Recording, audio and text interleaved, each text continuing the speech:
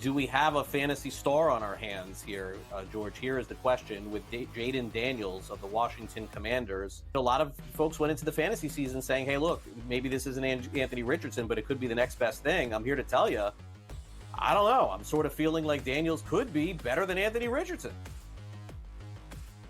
I don't know if I'm going to go there yet, all right, but I think he's in the conversation, yeah. What did we hear at draft time? A lot of people wanted a quarterback who can move, right? You don't want the guy who's going to take 5-7 steps and throw the football anymore because you want that additional rushing yards. You know, you get 50, 60 yards, that's a touchdown, right? That's why Josh Allen is so valuable. Lamar Jackson is so valuable, right? You go up and down. Jalen Hurts. You go up and down here. I think Daniels is going to be a good quarterback. I think Washington got their guy, and he can throw the football too. We know McLaurin's a really good wide receiver. It may not be much else there. We'll see what McCaffrey can be. Luke McCaffrey can be there in time. But, you know, I do have hope for him. I think at season's end, he's going to be a quarterback one. It may be a low-end quarterback one, but a quarterback one nonetheless. Yeah, I was really impressed watching him in that game. All right, now Anthony Richardson, look, he's going to have a big year. He's going to have a big fantasy year. There's no question about it. I don't know about the long-term viability here. And look, give him credit. He hung in there with the Houston Texans. My fear for him, George, is that when you go back and you watch film, if you protect the deep ball against Richardson, he could hurt you with his legs. And that may be where all of his fantasy value is coming from. I cannot see him throwing 2 70-yard bombs like he did again. That should come in time, right? Practice time. I think he will get better here. I think Richardson's going to be fine. Does need to learn how to avoid hits.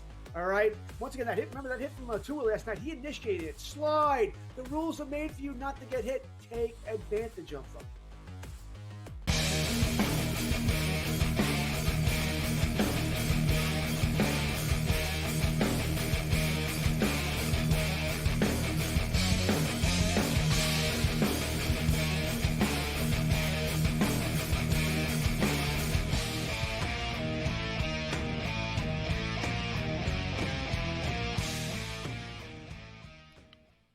Let's roll. This is Sports Rage. I am Gabriel Morency. The players, the hustlers, the people that bust them, and everybody else in between. Let's do this thing. The Wicked Wednesday has begun. Thanksgiving Eve style countdown to kickoff.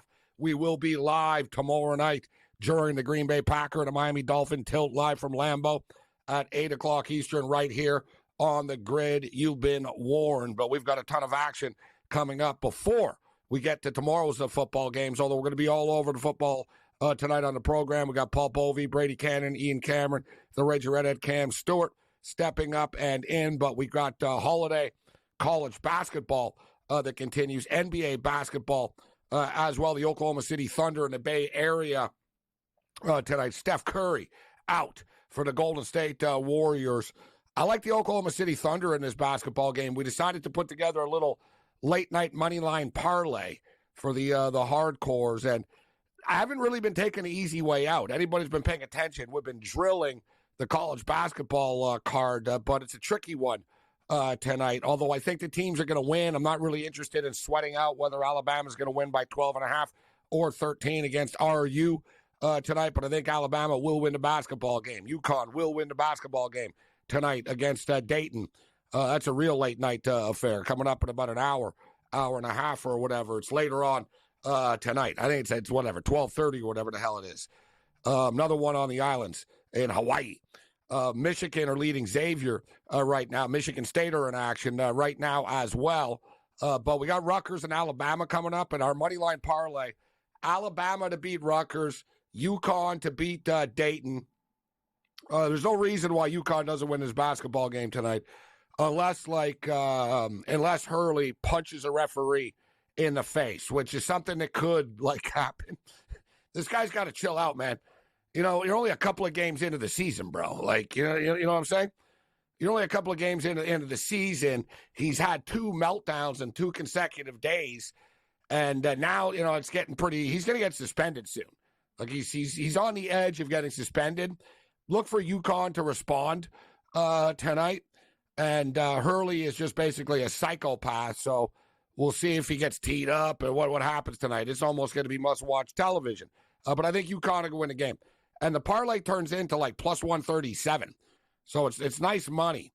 Oklahoma City Thunder to beat Golden State without Steph Curry. Alabama to beat Rutgers. UConn UConn to beat Dayton tonight. We got more college basketball we'll get into. We'll find something to step up and in and hit. We've got our eye on the Michigan Xavier game right now. We're on the Michigan Wolverines.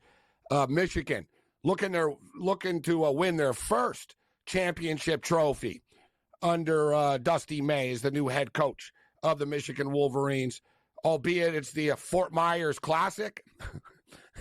Hey, a trophy's a trophy, right? You put it on, you put it on the trophy case and, on a team facility and you move on.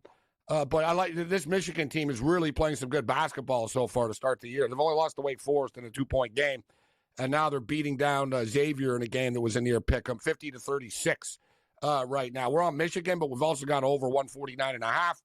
Total's 145.5 right now. It's trending to the under just a little bit. So Rutgers and Alabama getting ready to tip off. Total's 160.5 in this game. We know that Alabama want to get after it. We know that Rutgers do not, right? Rutgers want to slow this game down. Rutgers have 2 star players on their team. You got Ron Harper Jr. and you've got Ace Bailey. The problem is the rest of the Rutgers team. Rutgers haven't played great basketball this year. They lost to Kennesaw State. They beat Notre Dame last night, but Notre Dame aren't any good. And, that was a real battle. They won by 1 point. We were on Rutgers last night. So, actually, I think Rutgers are actually going to get run tonight. I think Alabama will run them, but the odds makers are aware of this, and it's 12.5. So the number is accurate. As far as the total is concerned, it's already up to 164.5 right now. This is what they have in-game for, right? Let's just keep our eye on the in-game number, and we'll jump in here. We took Michigan State plus the points tonight against North Carolina. Michigan State, we're getting 5.5. We've been dialed in with North Carolina. There's so many college basketball teams. I'm not going to know everything about every team. I know people want to jump in on this and that, and hell, we even won the Furman pick last night against Seattle. But with that being stated, I bet the teams I know, and I've been betting every North Carolina game so far this year, right? I either bet on them, the total, for or against, and we've been pretty dialed in with this team. We bet against them last night, and we cashed the ticket. We've been betting on them previously to that and cashing the ticket. But I thought that the number was a little high tonight. Michigan State getting 5.5. Now Michigan State are 5.5-point favorites. 35-24. We're on the over 158 in this game. And the in-game total is 158.5 right now. So we got a bunch of NHL hockey coming up. And I played a bunch of NHL games. We got 15 games on the board tonight. I'm not doing so well. And I got, I took a bunch of underdogs. I rolled the dice with the dogs. You don't have to win every pick. Like I got a bunch of plus 160 underdogs. The New York Rangers were one of them. They were leading. They fell short. Montreal Canadiens, I got a plus 160. The game's been tied all night. The Canadiens took a 3-2 lead with about 10 minutes left, and then a couple of minutes later, they gave up the goal, and now we're 3-3 with 2 minutes left in Columbus right now. And I don't know what the deal is. Normally, I get blacked out of a lot of hockey games. Tonight, every game is on. I don't know if they've got some sort of Thanksgiving special going on or something tonight, but I'm clicking around. I'm like, man, I got Montreal, Columbus, really? Wow, I got the Calgary Flame and the Detroit Red Wing game.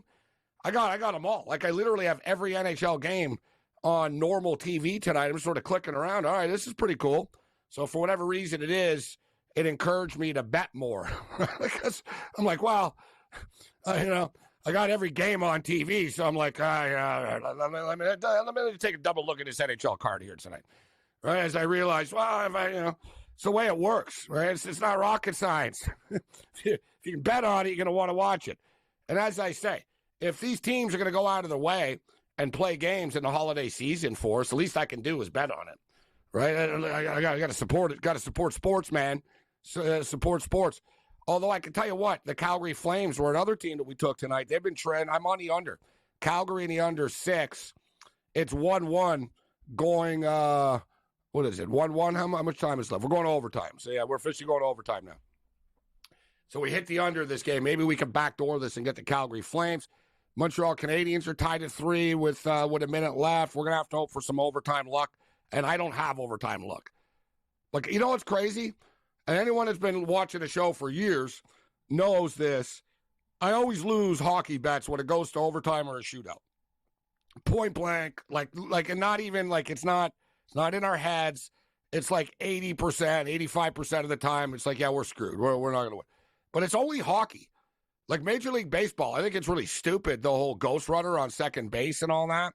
I think it's stupid, but I don't lose every time it goes to extra innings. I'm not like, God damn, this stupid rule screws me every time. I actually win a lot. It's just a hockey thing. For whatever bizarre reason, any team that I'm on, and I hate to say this, I hope I'm wrong. I hope I'm wrong, but watch my pain that's about to ensue here. Watch. I'm telling you, the Calgary Flames are going to lose in overtime right now. And the Montreal, I guarantee you the Canadians are going to lose. It's 3-3. There's 30 seconds left. Like, I might as well be 13-1 for Columbus. I don't even know why I'm watching this game right now. I don't even know why I'm watching. All right, so countdown to kickoff is on. We've got a ton of great football cappers on the program tonight, including Brady Cannon, Paul Bovey, Ian Cameron joins us, the Ranger Redhead Cam Stewart in the house. NHL hockey, give me the Vegas Golden Knights on the road in the Mile High City tonight. We'll take the Winnipeg Jets against the LA Kings.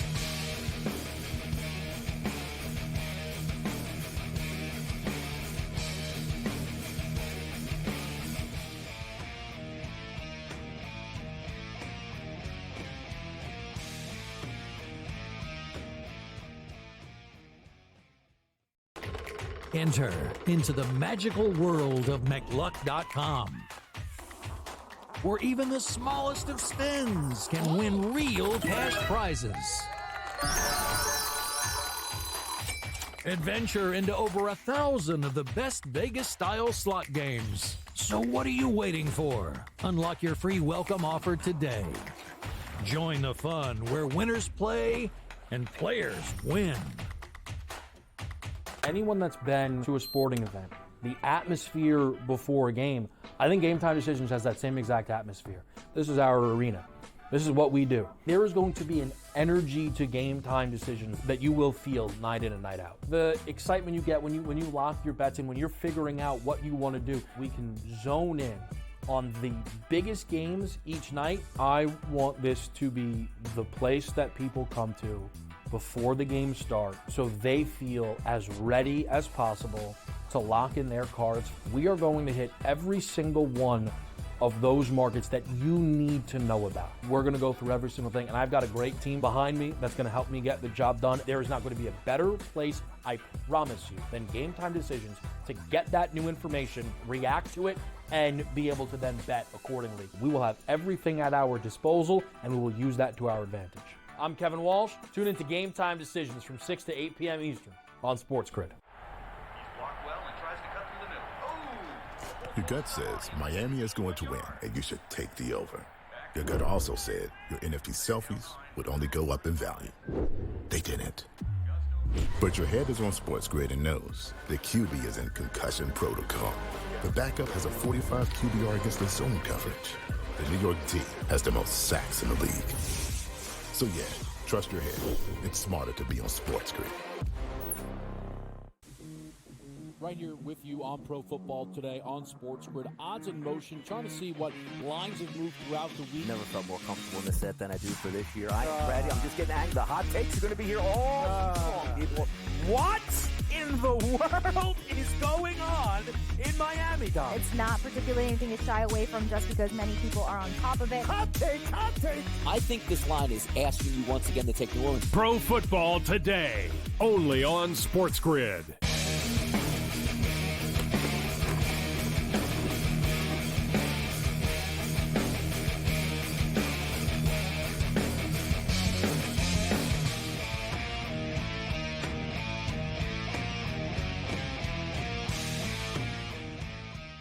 This is SportsRage. I'm Morency. Happy early Thanksgiving to everybody tuning in. Thanks for joining the grid tonight. Sirius XM Channel 159.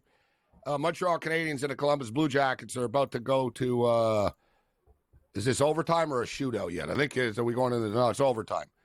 Either way, I'm about to lose. So I hope I'm wrong about this, but I'm on the Montreal Canadiens, and I expect bad things to happen in overtime.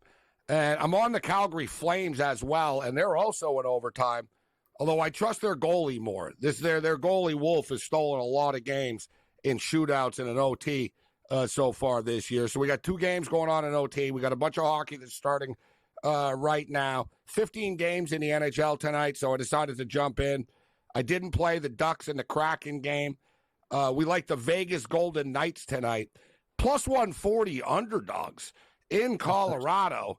Rolling the dice with another underdog tonight with the Vegas Golden Knights. The Winnipeg Jets and the LA Kings. I like the Winnipeg Jets tonight, but they're already down 1-0. The Kings have scored early on Winnipeg, and we've got the San Jose Sharks and the Ottawa Senators coming up tonight. The Sharks coming off a big-time 7-2 win against the Los Angeles Kings, getting plus 195 on their home ice. The Ottawa Senators should not be minus 240 favorites against anybody on the road or at home, unless they were playing against the Ottawa 67s of the Ontario Junior Hockey League. And they're not. The Sharks, listen, Celebrini playing good hockey at home. And did the Montreal Canadiens actually just win in overtime? Yes, they There's did. my boy, Nick Suzuki. Cow. Nick Suzuki, plus 160. Canadians win. The Blue Blanc Rouge. You know what, Gabe?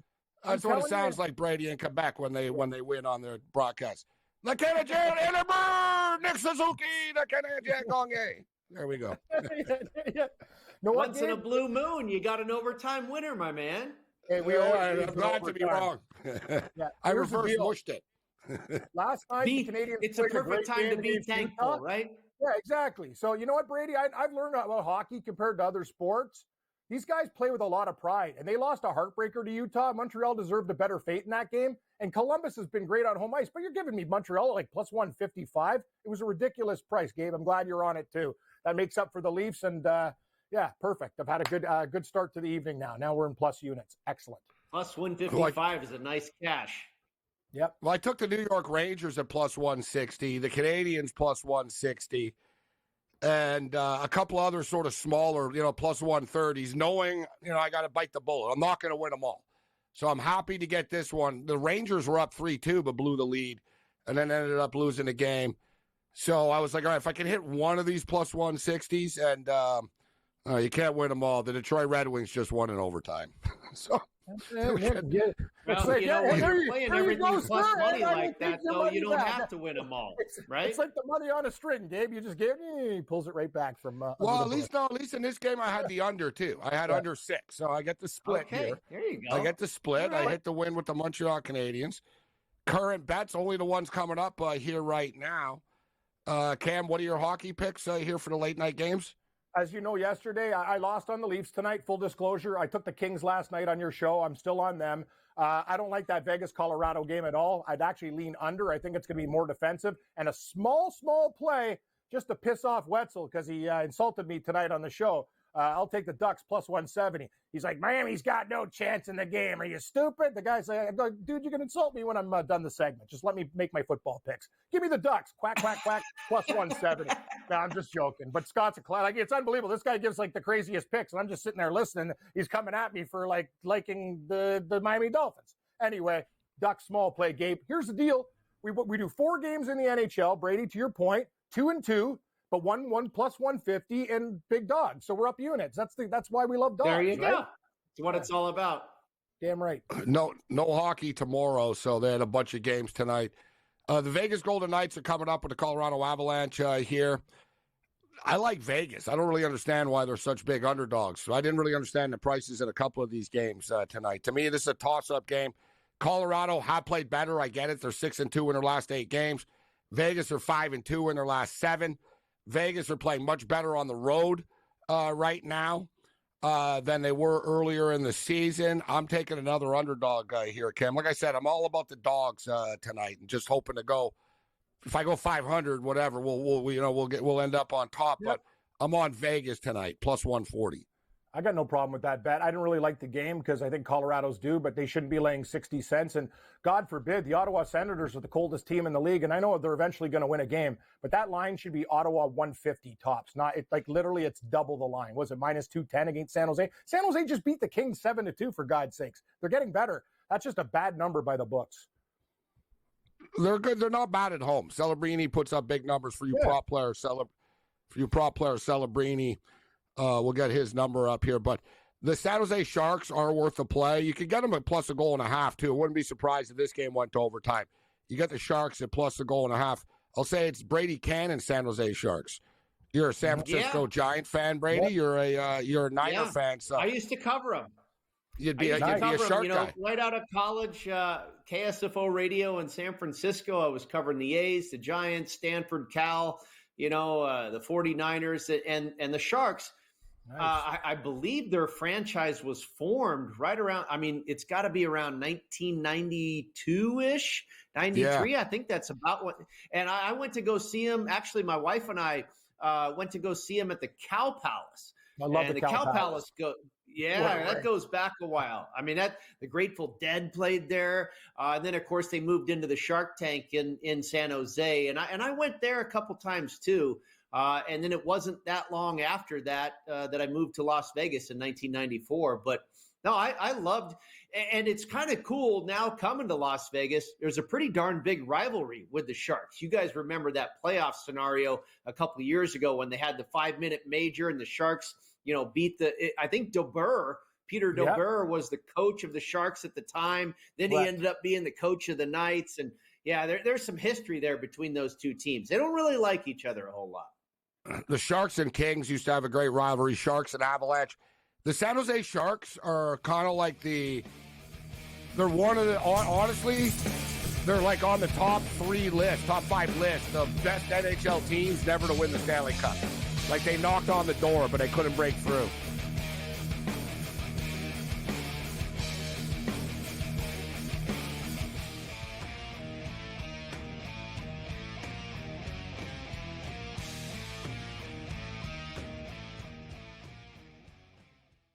The sharpest football contest show in the land, the Las Vegas Football Contest Show, focuses on Circus Sports Million, Circus Survivor, and the Westgate Super Contest, handicapping the games and releasing our contest picks every week of the season. With 2 former Super Contest winners, Brady Cannon and James Salinas, a former NFL player, Mike Pritchard, and over $1 million in contest prize money won combined, the Las Vegas Football Contest Show will have you prepared this season like none other.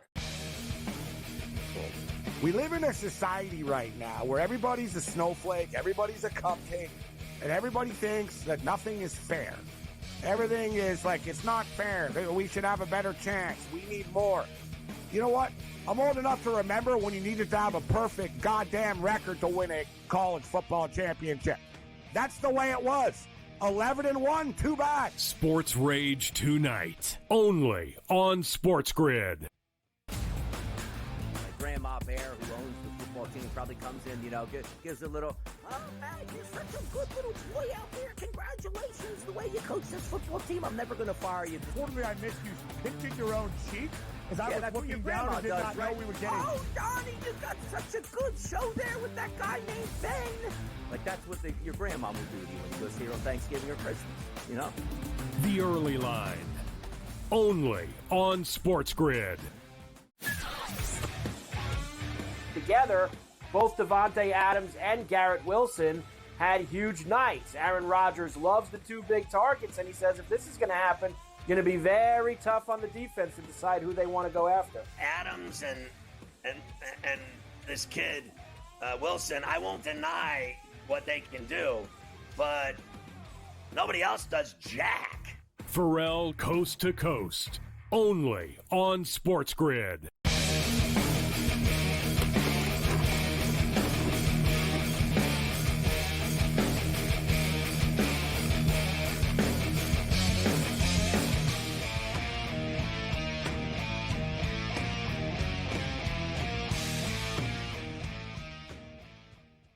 This is SportsRage. I'm Morency. So, the San Jose Sharks are taking on the Ottawa Senators. I think they are live dogs tonight, guys, plus 195. Ottawa are struggling. Ottawa aren't a bad team. They're just sort of snake-bitten. Like Ottawa, a good equation to analogy for Ottawa, they're like the Chicago Bears. It's like they kind of, they play well, but something weird will always happen to them. They never get calls. Their goaltending's been suspect. They've never had a quarterback. Yeah. Well, that's, you know what I mean? It's sort of, well, they do now. They do. We'll get to that. They do now. But the Senators can't be trusted laying this type of number, especially going on the road. And San Jose are a pretty good home team, actually. They got a good vibe going. But a quick thing about Joe Thornton, big Shark legend, played for the Bruins, but obviously the Sharks. They retired his number the other day, and it was a great video of the former general manager, Murray, said, he goes, no one knows this story. He goes, Joe didn't want anybody to ever know about this, but he goes, I'm going to tell it now. And he's on the screen, and Joe Thornton's sitting on the ice with all the former players and stuff. And he goes, when he was on the Sharks, he goes, once I got a call from him, and he goes, I need you to come and help me move. And he goes, I thought it was kind of strange. Like, why is Joe Thornton calling me to ask him to help him move? Move who? So he basically said, move who and move what? Like, what are we moving, Joe? And he goes, don't worry about it. If you can help me, you can just come over here and, you know what I mean, and help me. I got to do something here. And the guy said, he goes, I went to some, like, apartment complex. I didn't understand. Like, Joe Thornton didn't live there. And he gets there, and Joe Thornton's there, and they got a bunch of furniture and stuff. And he goes, can you help me move this up into this apartment? And he's wondering what the hell is going on. And then he sees a mother and two kids. They were homeless. Wow. And Joe Thornton paid for their rent and said, don't tell anybody about this. But, yeah, he goes, I met this homeless lady with two kids on the street. And me and my wife want to take care of them. And he goes, but don't tell the press. Don't tell anybody about this. And, the mother's doing well now. She lived there for like 2 years. He handled everything. And, that's the type of story.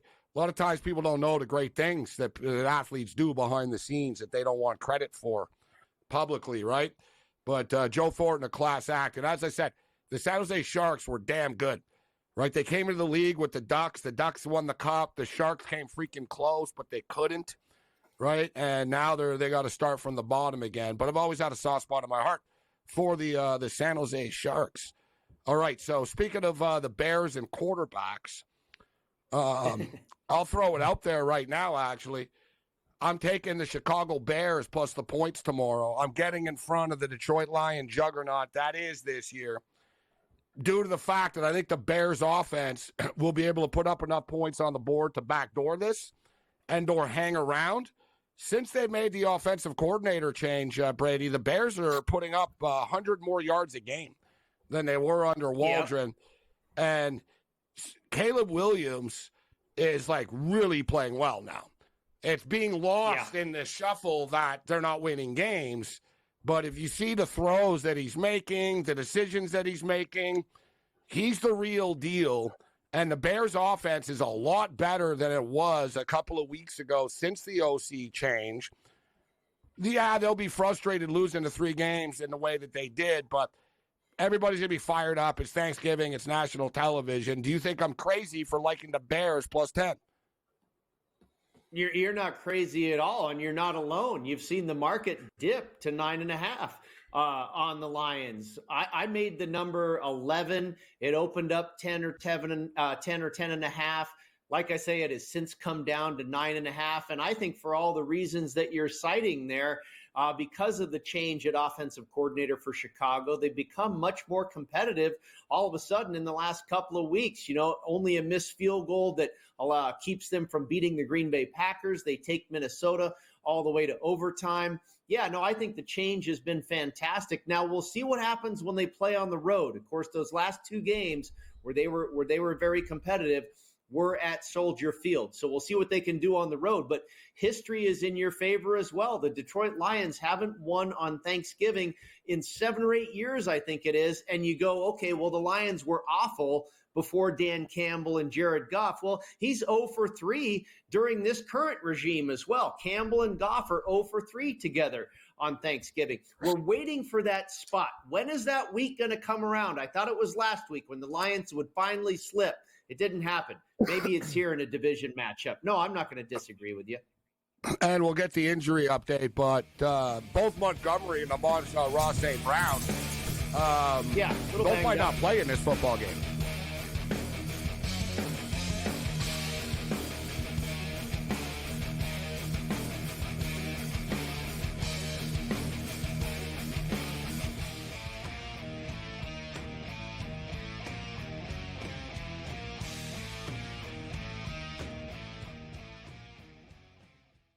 the sharpest football contest show in the land. The Las Vegas Football Contest Show focuses on Circa Sports Million, Circa Survivor, and the Westgate Super Contest, handicapping the games and releasing our contest picks every week of the season. With two former Super Contest winners, Brady Cannon and James Salinas, a former NFL player, Mike Pritchard, and over $1 million in contest prize money won combined, the Las Vegas Football Contest Show will have you prepared this season like none other. We live in a society right now where everybody's a snowflake, everybody's a cupcake, and everybody thinks that nothing is fair. Everything is like, it's not fair. We should have a better chance. We need more. You know what? I'm old enough to remember when you needed to have a perfect goddamn record to win a college football championship. That's the way it was. 11-1, too bad. Sports Rage tonight, only on SportsGrid. Grandma Bear, who owns the football team, probably comes in, gives a little, oh, man, you're such a good little boy out there. Congratulations, the way you coach this football team. I'm never going to fire you. Totally, I missed you pinching your own cheek. As I was looking down and did not know we were getting. Oh, Donnie, you got such a good show there with that guy named Ben. Like, that's what your grandma would do to you when you go see her on Thanksgiving or Christmas, The Early Line, only on SportsGrid. Together, both Devontae Adams and Garrett Wilson had huge nights. Aaron Rodgers loves the two big targets, and he says if this is going to happen, going to be very tough on the defense to decide who they want to go after. Adams and this kid Wilson, I won't deny what they can do, but nobody else does jack. Pharrell Coast to Coast, only on SportsGrid.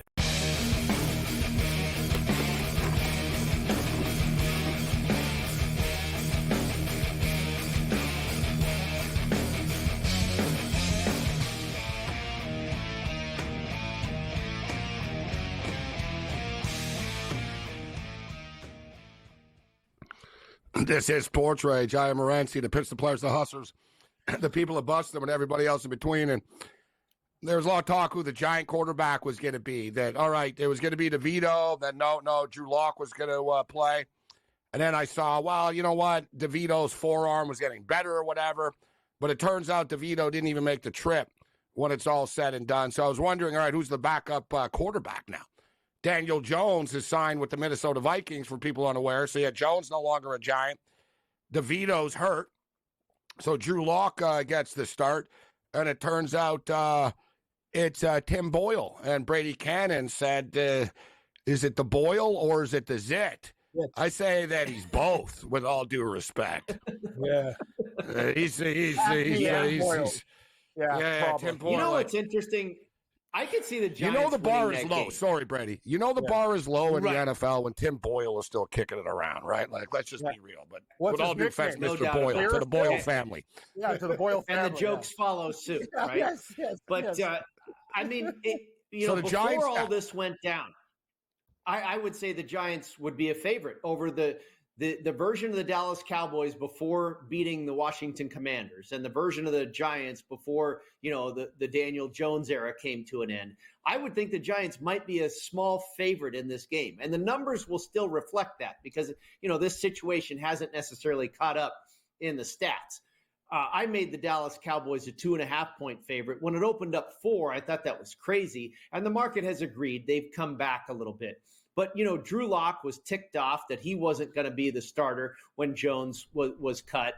And then you've got Malik Neighbors, voicing his, displeasure about not being targeted. You could see those two guys go off. It looks like the ugliest game of the entire weekend. It might be the most entertaining. I could absolutely see that happening. You know what? I was thinking that the Dallas Cowboys actually are going to terrorize these guys and rip them apart. But that was when I was going to say Danny DeVito, when Tommy DeVito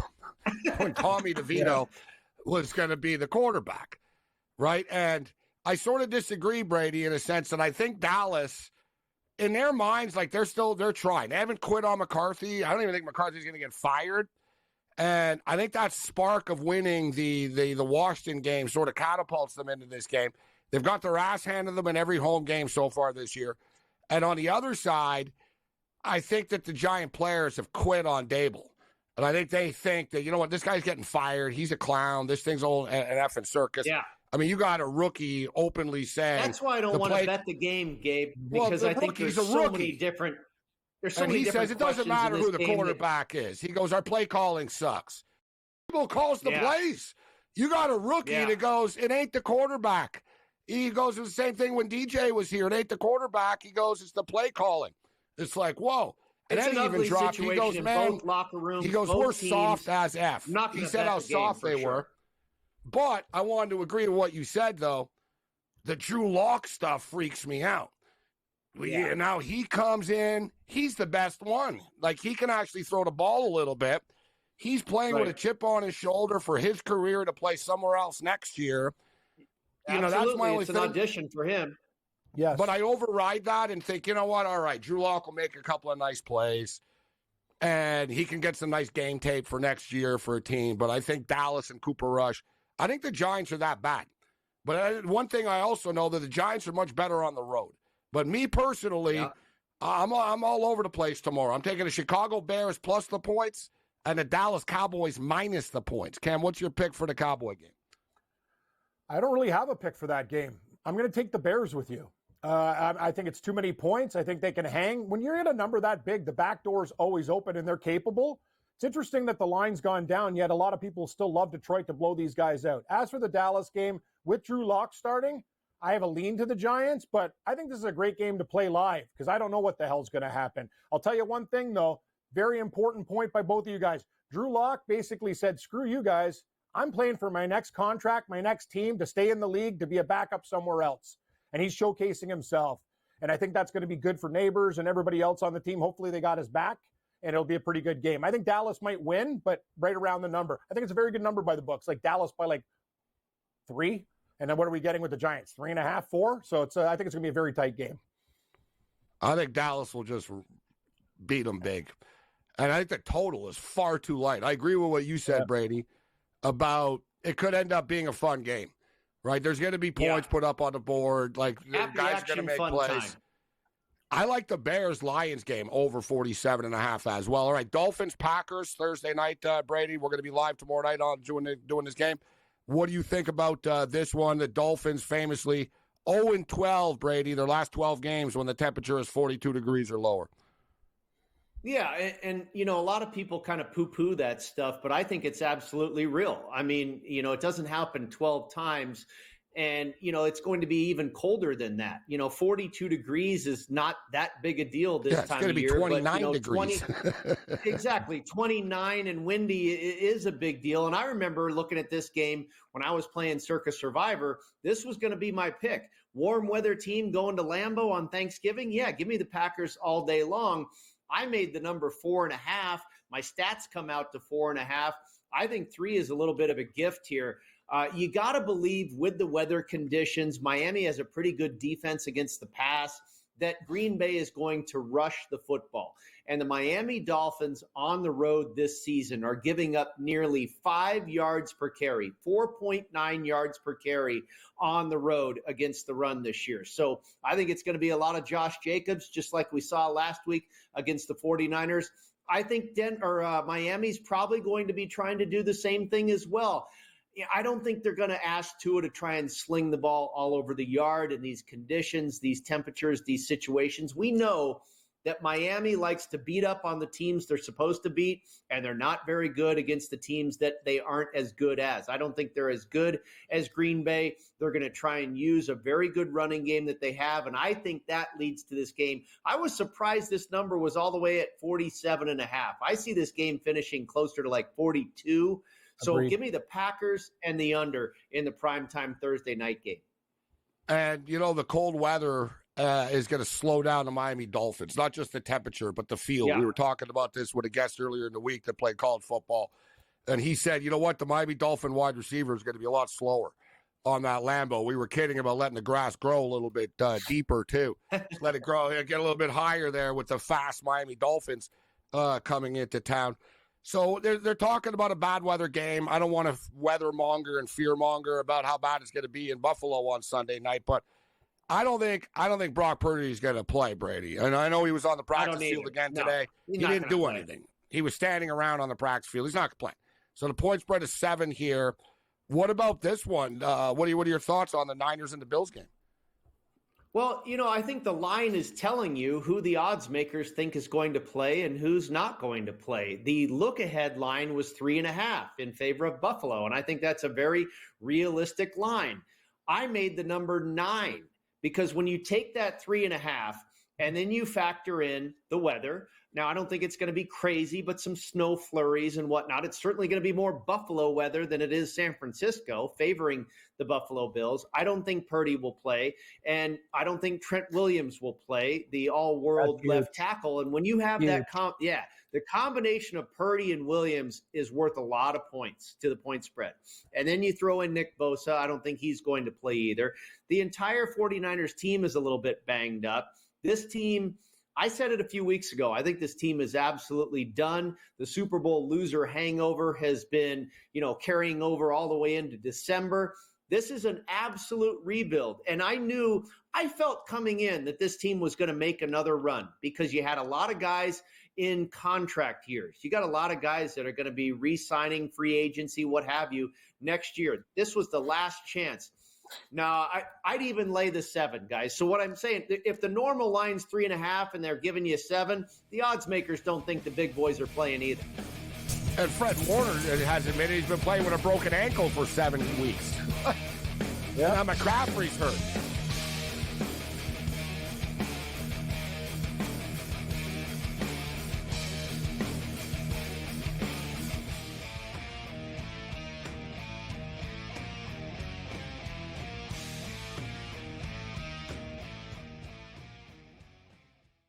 The sharpest football contest show in the land, the Las Vegas Football Contest Show, focuses on Circus Sports Million, Circus Survivor, and the Westgate Super Contest, handicapping the games and releasing our contest picks every week of the season.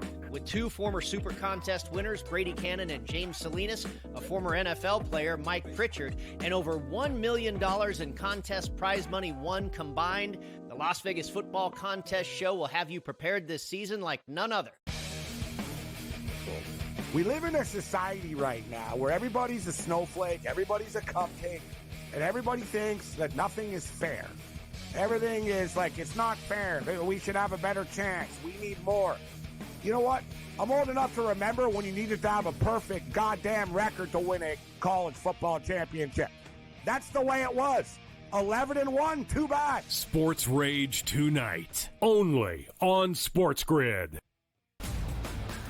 Grandma Bear, who owns the football team, probably comes in, gives a little, oh, man, you're such a good little boy out there. Congratulations, the way you coach this football team. I'm never going to fire you. Told me I missed you pinching your own cheek? Because I was looking down and did not know we were getting... Oh, Donnie, you got such a good show there with that guy named Ben. Like, that's what your grandma would do to you when you go see her on Thanksgiving or Christmas, The early line, only on SportsGrid. Together, both Devontae Adams and Garrett Wilson had huge nights. Aaron Rodgers loves the 2 big targets, and he says if this is going to happen, going to be very tough on the defense to decide who they want to go after. Adams and this kid, Wilson, I won't deny what they can do, but nobody else does jack. Pharrell Coast to Coast, only on SportsGrid.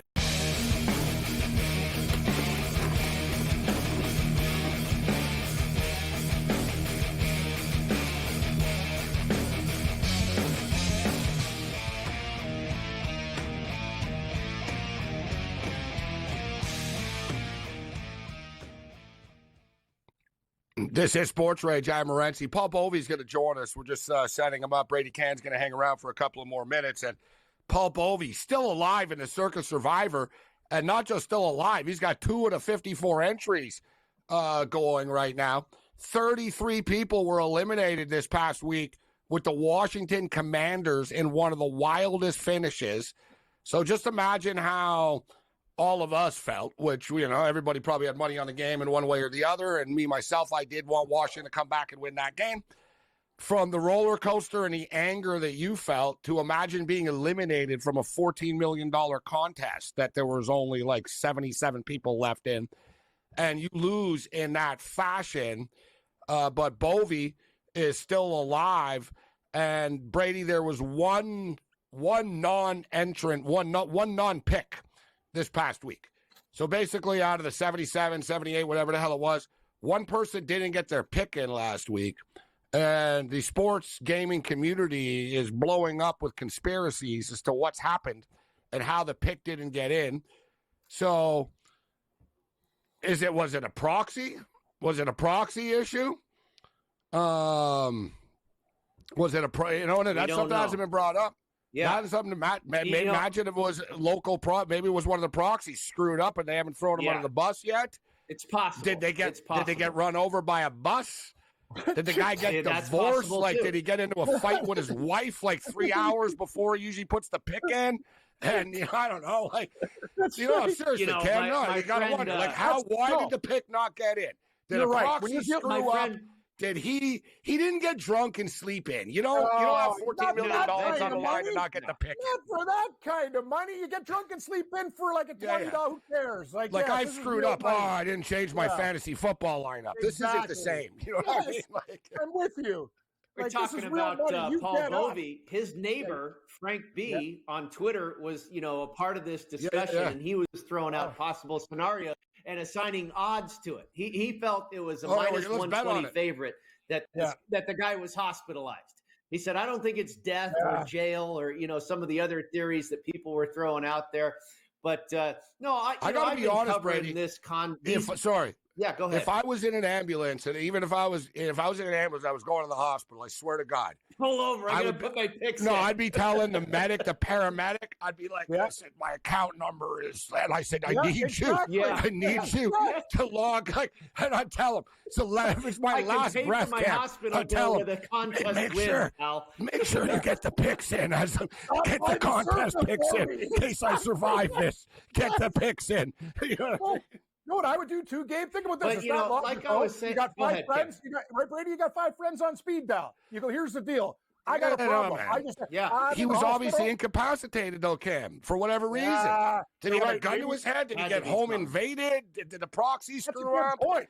Is he in the Did he get sick? Was in the hospital? You can't just immediately. You know what? You can't just immediately chastise these people. Now, in week 1, week 2, you always see 40, 50 people. Okay, they come to Circa, they sign up, they party all night. Oh my God, I forgot to turn in my pick. And people, bust these people's chops. But I also have learned in covering these contests for a long time. Stuff happens, man. I mean, you get in a car wreck on your way to Circa to turn in your picks or the Westgate Superbook or whatever. Stuff comes up in life, and sometimes it's not just I got drunk, I slept in, or whatever, forgot. I forgot one time myself. Many, many years ago, the year before we ended up winning the Super Contest, I forgot to turn in my picks. I was out watching my son's flag football game. It was the first time in decades that I had not worked on a weekend.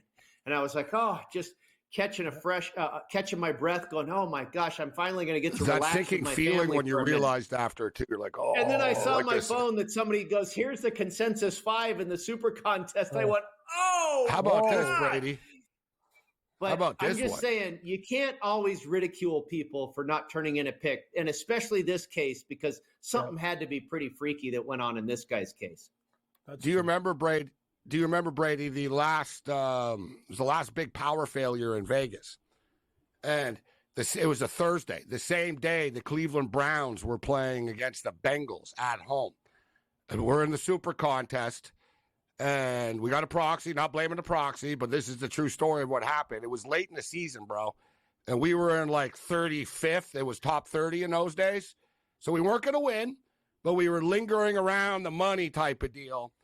And the pick didn't get in on a Thursday night because the Westgate went dark. There was no power. Like literally there was no power anywhere in Vegas for like 5-6 hours or whatever on a Thursday afternoon. And it wreaked havoc. People couldn't get their bets in for the Thursday night game. So we put the contest pick in, but the pick never got in. We had to redo the pick, okay? There, and it was like, you got to redo the pick because the pick didn't get in. It was a Thursday night game. We redo the pick.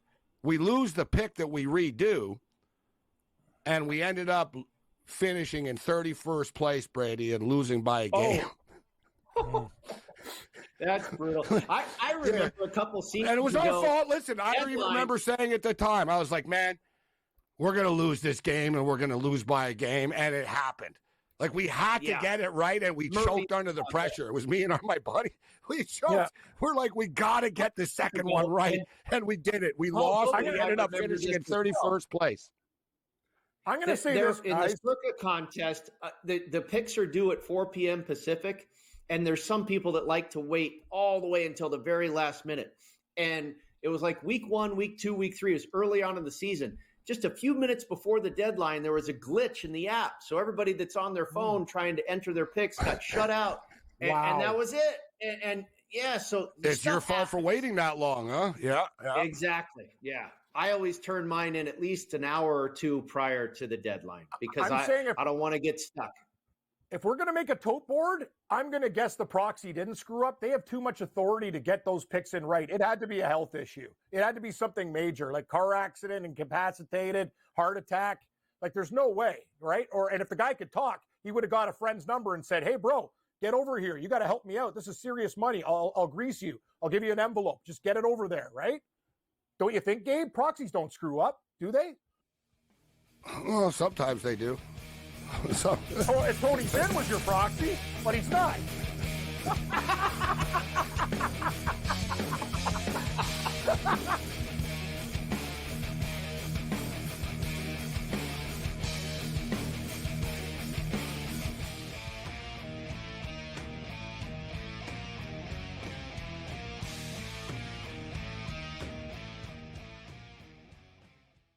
The sharpest football contest show in the land, the Las Vegas Football Contest Show, focuses on Circus Sports Million, Circus Survivor, and the Westgate Super Contest, handicapping the games and releasing our contest picks every week of the season.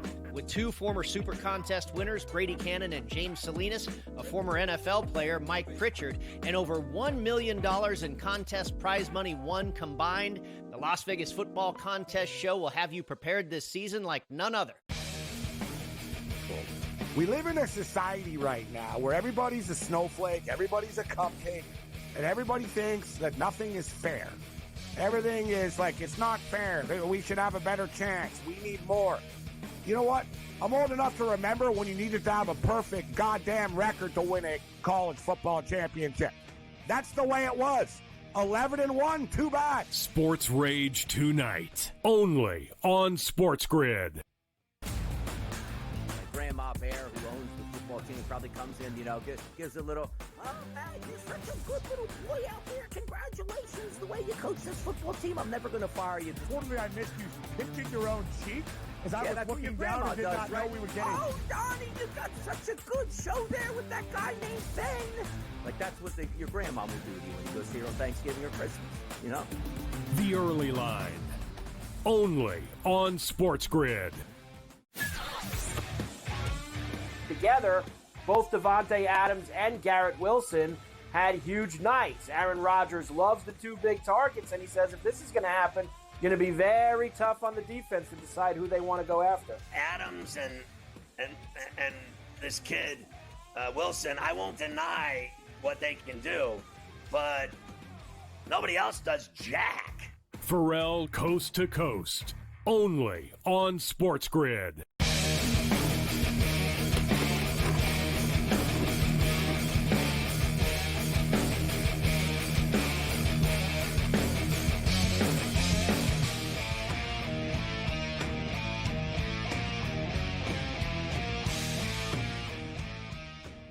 All right, speaking of devil, let's do this thing.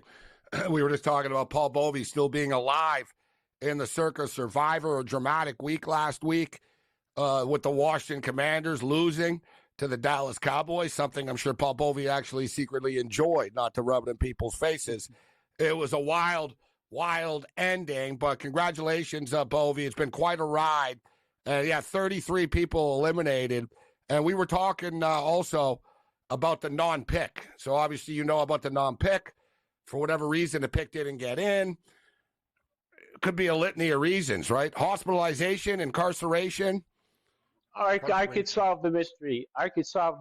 Gabe. What is it? The story is officially out as conveyed by Derek Stevens himself. Apparently, it was a CEO, a non-sports related CEO, that just forgot to put the pick in. And busy man. He's got a lot going on in his life, and that was it, huh? He's a CEO. Well, you know what? Hopefully he's making a lot. Hopefully he's pulling down big coin because. Wonder if it was is it Dana White? Dana White entered the contest. I can see Dana White forgetting. Non-sports related. He said non-sports. So he specifically said non-sports related CEO. Huh? Yeah. Because Dana White did enter the contest for the record. I was like, man, I wonder Dana. Like, I can see Dana getting pissed off and arguing with a UFC fighter. No, I'm not going to pay you $2 million. And then he's like, son of a bitch, you made me get my pick in for the Survivor. But Dana's got a lot of money. He could lose the $14 million and not be too bothered by it. So tricky week, Paul. Hey, man. Congratulations. I know what a gauntlet it is to get this far. You're close. You have a lot of good teams in your back pocket. You can't take anything for granted. But even from a betting perspective this week, I find it to be pretty tricky in the NFL. Yeah, it is. And look, a lot of this comes down to luck because I remember the week I used Washington, both picks, when they played Carolina, sprinted out to an early lead, went wire to wire, never in doubt. And I remember because betting-wise and selection-wise, I did not have a good week. And I believe it was the one where Green Bay beat Houston by 2. It was a non-covering win, and I had laid the 3, and it was just very disappointing from a contest standpoint and from a financial standpoint as well. And a couple other games just went down in flames. But this one worked out because if I had Washington on Sunday, unquestionably, I would have used them. I thought they were the best play on the board. And, you know, there were some clips of they showed this guy who had Washington. Okay, so on the other side of it, there were people like me who were rooting against him. So I had the same reaction, only opposite. Because I will tell you, when that guy, you're sitting there going, man, I hope he misses the kick, and you see the kick sailing, you're like, yes. I never saw the kick because at that point I was almost the place was torn up. I threw shit all over I threw things all over the place. Okay, it was just a wild scene in here. I'm glad my girl wasn't here to witness it. But so I'm just like getting myself together, and I see the kick was missed, and I actually couldn't believe it. But anyway, I apologize for that little gaffe just now. That's all my good. emotions were getting the best of me. Paul Bovey kicking it with us. And all right, let's get to Paul Bovey's. We got a couple of minutes here before the break. We'll get to the NFL on the other side, but college football first. And I like this, Paul, that you put $2,200 on a game and they have a cash out option for you, $129. Like, yeah, I'm going to cash out now for $129. Let's put $2,200 on it. But looking at the games that you pulled the trigger on, Vanderbilt plus 11 against the Tennessee Volunteers. Tennessee 1 win away from the playoffs. Yet, you know what I mean? They got a lot of pressure on them. Vanderbilt playing with house money, and this is the best Vanderbilt has been in years. So let's start off with that one. Vanderbilt plus 11. You think the pressure can catch up to the Vols here a little bit? Look, I may be late to the party here, Gabe, because I haven't been on the Vanderbilt gravy train up until now. But look, Tennessee does not move the ball very consistently. So it's a leap of faith for them to get to 30 points here or even 28 points. And I'll take my chances with 11 points, knowing that and feeling confident that Tennessee is going to struggle to score. So give me the 11 points for a ticket. We'll hit Oklahoma State, Colorado, Central Michigan, Northern Illinois. A little action for Paul Bovey. And tomorrow night, big game for Tulane.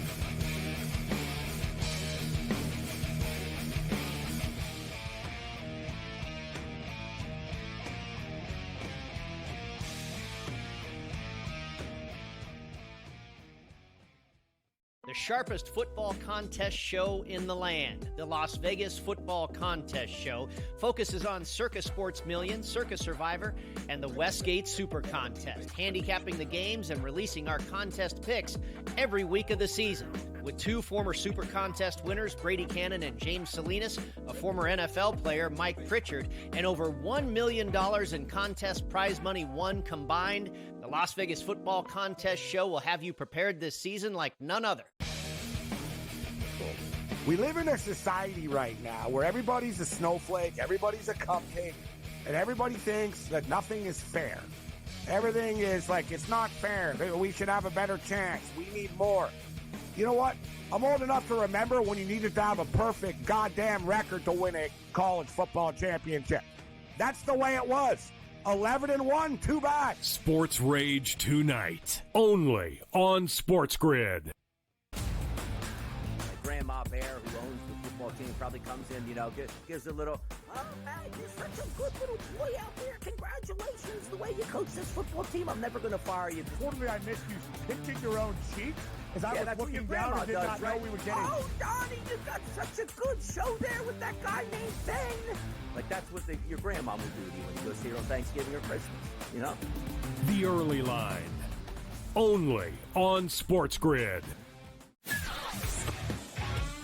Together, both Davante Adams and Garrett Wilson had huge nights. Aaron Rodgers loves the two big targets, and he says if this is going to happen, going to be very tough on the defense to decide who they want to go after. Adams and this kid Wilson, I won't deny what they can do, but nobody else does jack. Pharrell Coast to Coast, only on SportsGrid.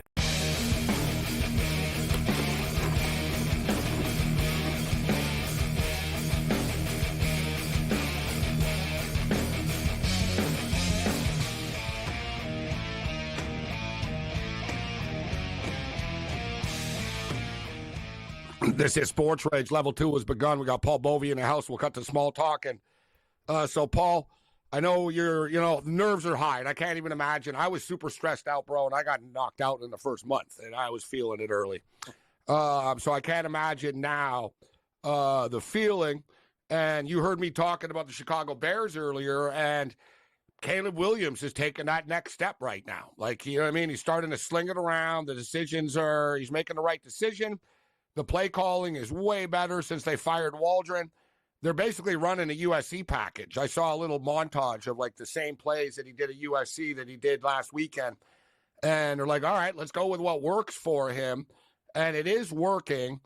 And yeah, they've lost a lot of games, but they lost on a Hail Mary. They lost in overtime to the Vikings. They lost on a missed field goal because of a missed field goal in 3 straight games. So they're actually competing and battling.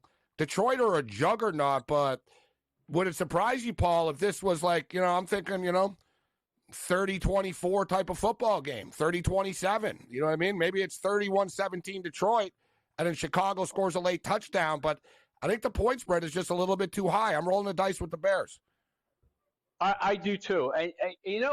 We had a discussion last week, and I said Tennessee, very unlucky. I forgot the exact words, but unlucky, 1-9 team. Well, they did win. You guys whatever. were finally right. I'll give you the broken clock is right twice a day with the Titans. Correct. Yeah. I needed a few more of those games, yeah. What I'm going to say here is, although it didn't appear it on the when you look at the final score, Detroit was a little lucky last week. Ogletree dropped the pass. I mean, literally in his breadbasket on the goal line.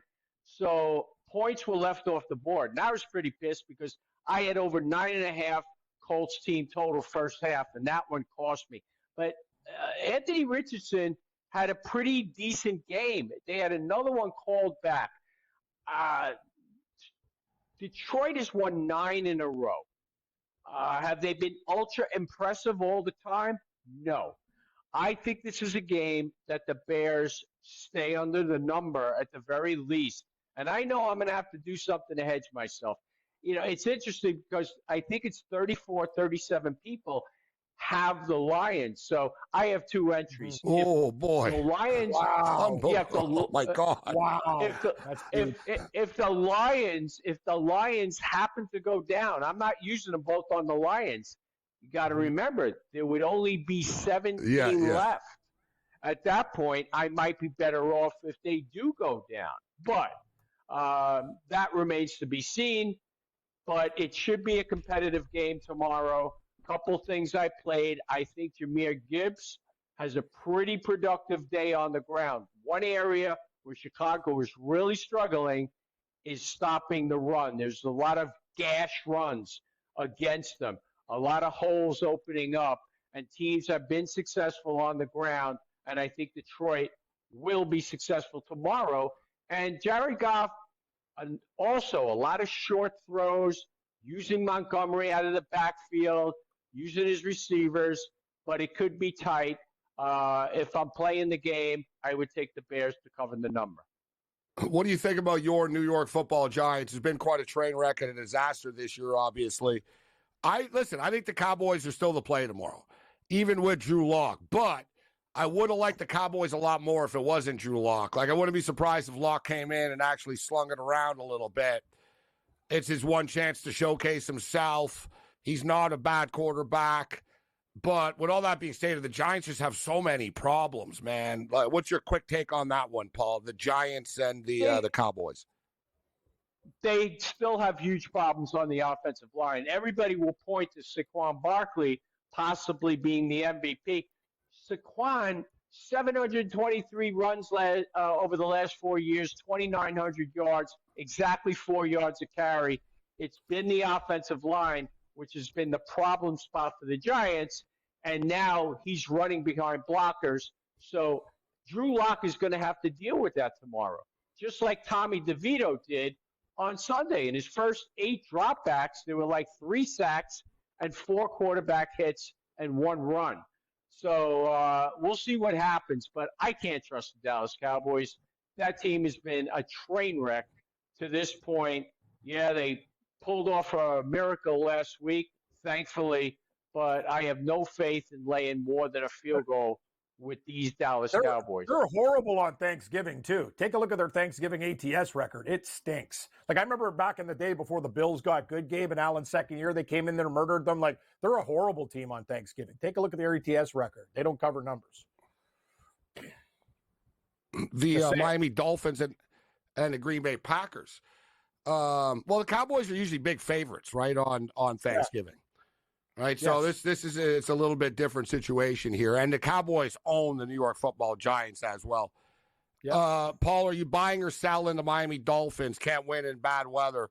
They're 0-12 their last 12 games when the temperature is 42 degrees or lower.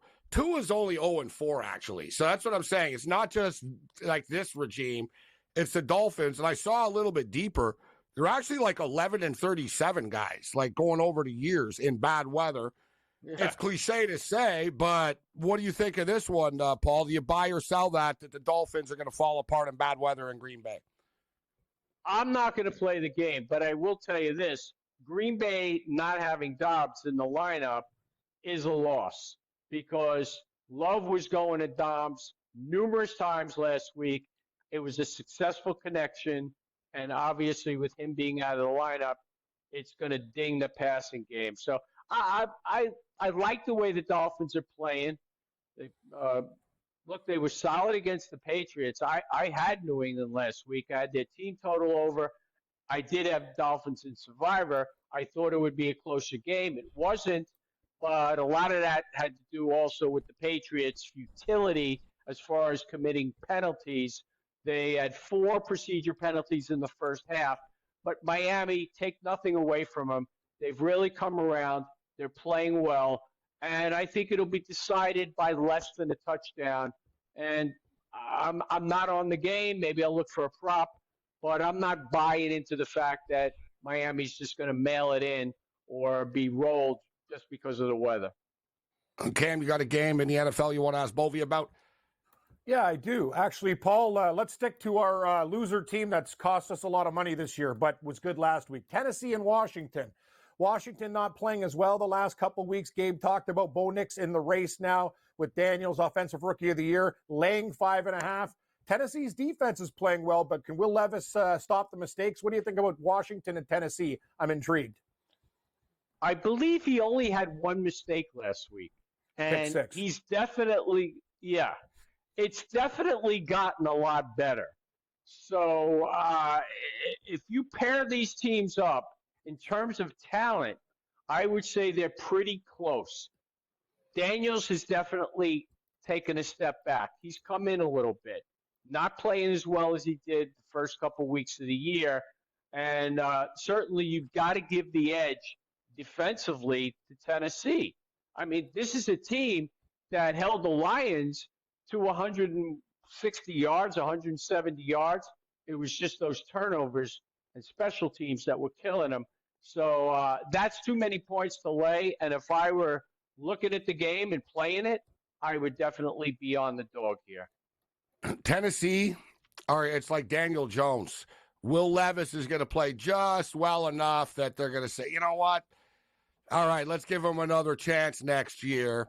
What I'm not sure, I think he's actually holding them back. But as you stated, he's playing better. They do have a good defense. I get the feeling Washington are kind of due for things to go their way. They have hit the wall over the last 3 weeks or so.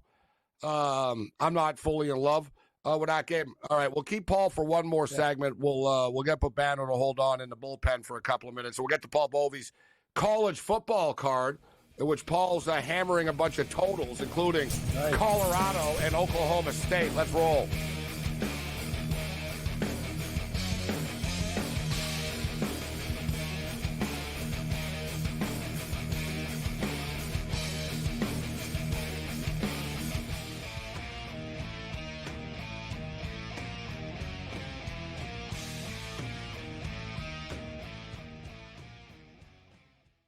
The sharpest football contest show in the land, the Las Vegas Football Contest Show, focuses on Circus Sports Million, Circus Survivor, and the Westgate Super Contest, handicapping the games and releasing our contest picks every week of the season.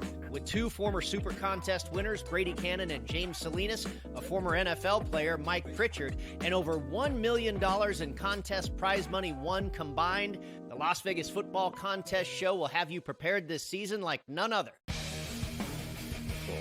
We live in a society right now where everybody's a snowflake, everybody's a cupcake, and everybody thinks that nothing is fair. Everything is like, it's not fair. We should have a better chance. We need more. You know what? I'm old enough to remember when you needed to have a perfect goddamn record to win a college football championship. That's the way it was. 11-1, too bad. Sports Rage tonight, only on SportsGrid.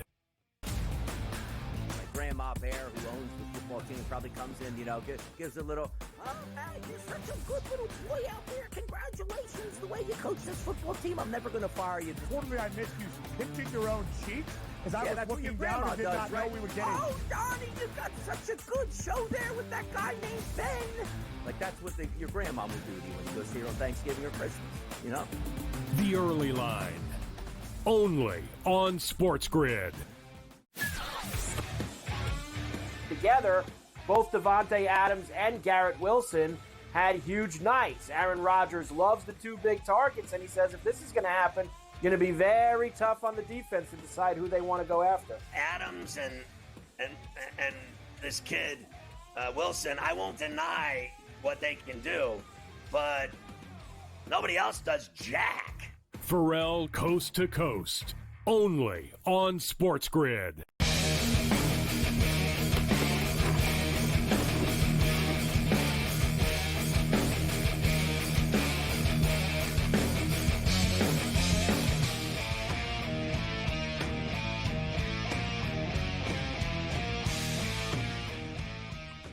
This is SportsRage. I'm Morency.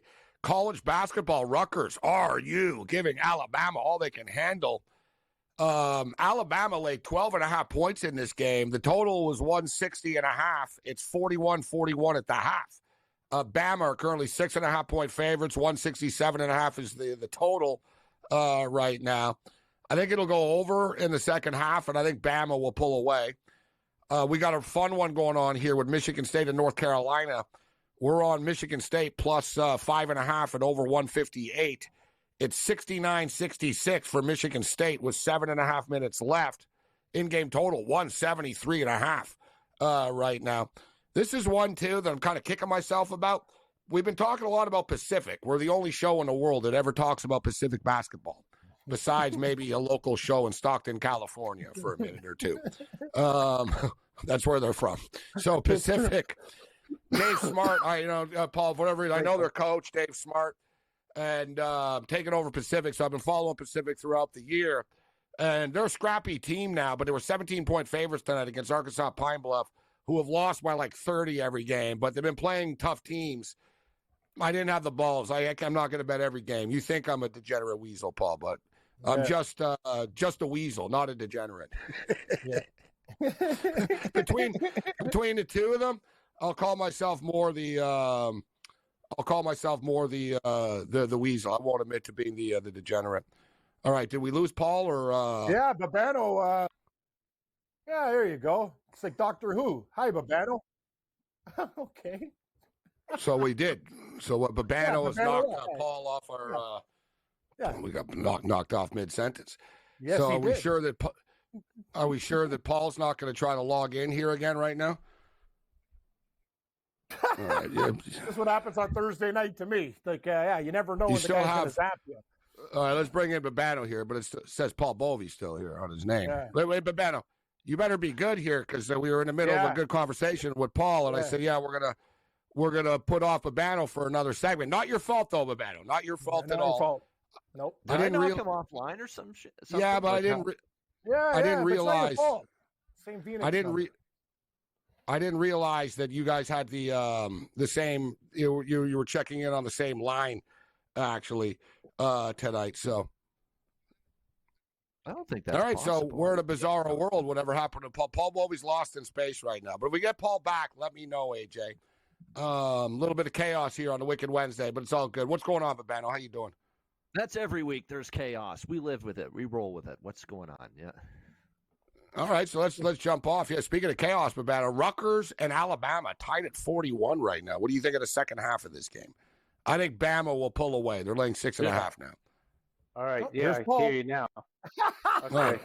I don't know what happened. Star Trek. This is what I just asked Babano a question. That's why I said I don't want him jumping back in mid sentence here. But we got Paul back. All right, so tell Babano to wait till the next segment. Paul, a little bit of chaos here. We got to get you out of here in like 4 minutes. So get to your college picks. Colorado and Oklahoma State. All right, look, Oklahoma State, they've allowed 38 plus, I think, the last 6 or 7 games. This is a game, Sanders, I'm going to say he's going to go off for over 400. Colorado puts up at least 44 to 47 points. They're going to roll this team, send them out on a last home game. Yeah, this is it, man. This is it. And I'm going to pair this up with Colorado. The team total should be. All right, we're experiencing a little bit of difficulties here with our. I knew it. Listen, I knew it was going to happen, Gabe. This is what they do to me on Mondays and Thursdays. Just wait till the end of the segment or give 2 numbers. Anyway, we've tried. Yeah. All right. You know what? So we're just going to wait until the next segment, and we'll bring Babano in. We got AJ's working a board here tonight. We're not blaming him, but we got some chaos between. It's like a tug of war between Babano and Bovey. They're both logging in and knocking each other off consistently, although they shouldn't be on the same line. So we'll get to the bottom of this. We will. Hey, it is what it is, and we'll get you caught up to date, and then Babano will join us on the other side, and I'll let you know what Paul Bovey is pulling the trigger on. So, yeah, 41-41 Rutgers and Alabama right now with the half. As I stated, I think I'm already on Alabama on the money line, but I think they will pull away, and I think they will cover the 6.5 in this game. Michigan State are up by 6 on North Carolina right now with under 5 minutes remaining. NBA basketball, we talked about liking the Oklahoma City Thunder tonight. Thunder are up 12 right now. No Steph Curry for the Golden State Warriors. So our money line parlay is Oklahoma City, Alabama, and UConn. We'll get to the UConn game that's coming up in the late night hours. NHL hockey update right now. The Anaheim Ducks are leading the Seattle Kraken 2-1 midway through the second period of play. Vegas and Colorado, surprisingly enough, are scoreless right now early in the second period. The LA Kings are up 2-0 on the Winnipeg Jets midway through the second period of play. And the Ottawa Senators are leading the San Jose Sharks 2-0 right now. So we got low-scoring late games tonight, Cam. Everything is going under the number right now. Yeah, I got under in Vegas, Colorado. Except Anaheim, Seattle. Yeah, and I got the Ducks because Wetzel said they had no chance tonight, which I like. Maybe you put the kiss of death on the Seattle Kraken. I'm hoping for, Gabe. It's only 2-1. And you know what? Oh, my God, Cam, as you spoke, Seattle just literally scored. Yeah, maybe it's time for me to take a walk. Yeah, I mean, they literally just scored. Captain Kirk, can you beam me away? Ready to go. I got the second you get a bit of confidence. You're like, I know, that's the thing. I have to play like the beat down guy. Oh, no, life's tough, never winning. Because the minute I feel happy, these things happen. What a joke. Like literally a second later. Anyway, I'm still doing pretty good for now. Knock on wood. I'll suggest right now in game the LA Kings and the Winnipeg Jets under 5.5. It's 2-0 right now for the LA Kings. There's 11 minutes left in the second period of play. And you know what? It just freaking went to minus 200. It was just like minus 150 a second ago. And I got to reset my app right now. Damn, minus 5.5. But I think this game will go under the 5.5.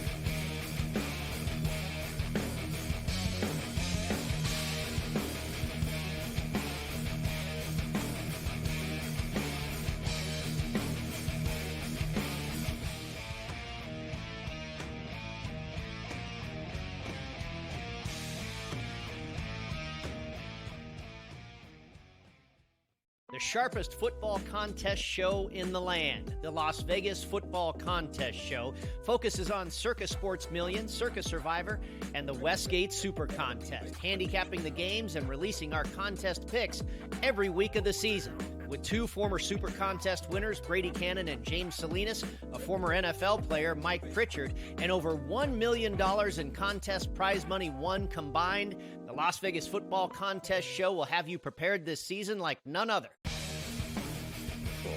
We live in a society right now where everybody's a snowflake, everybody's a cupcake, and everybody thinks that nothing is fair. Everything is like, it's not fair. We should have a better chance. We need more. You know what? I'm old enough to remember when you needed to have a perfect goddamn record to win a college football championship. That's the way it was. 11-1, too bad. Sports Rage tonight, only on SportsGrid. Grandma Bear, who owns the football team, probably comes in, gives a little, oh, man, you're such a good little boy out there. Congratulations, the way you coach this football team. I'm never going to fire you. Totally, I missed you pinching your own cheek. As I was looking down and did not know we were getting. Oh, Donnie, you got such a good show there with that guy named Ben. Like, that's what your grandma would do to you when you go see her on Thanksgiving or Christmas, you know? The Early Line, only on SportsGrid. Together, both Davante Adams and Garrett Wilson had huge nights. Aaron Rodgers loves the two big targets, and he says if this is going to happen, going to be very tough on the defense to decide who they want to go after. Adams and this kid Wilson, I won't deny what they can do, but nobody else does jack. Pharrell Coast to Coast, only on SportsGrid.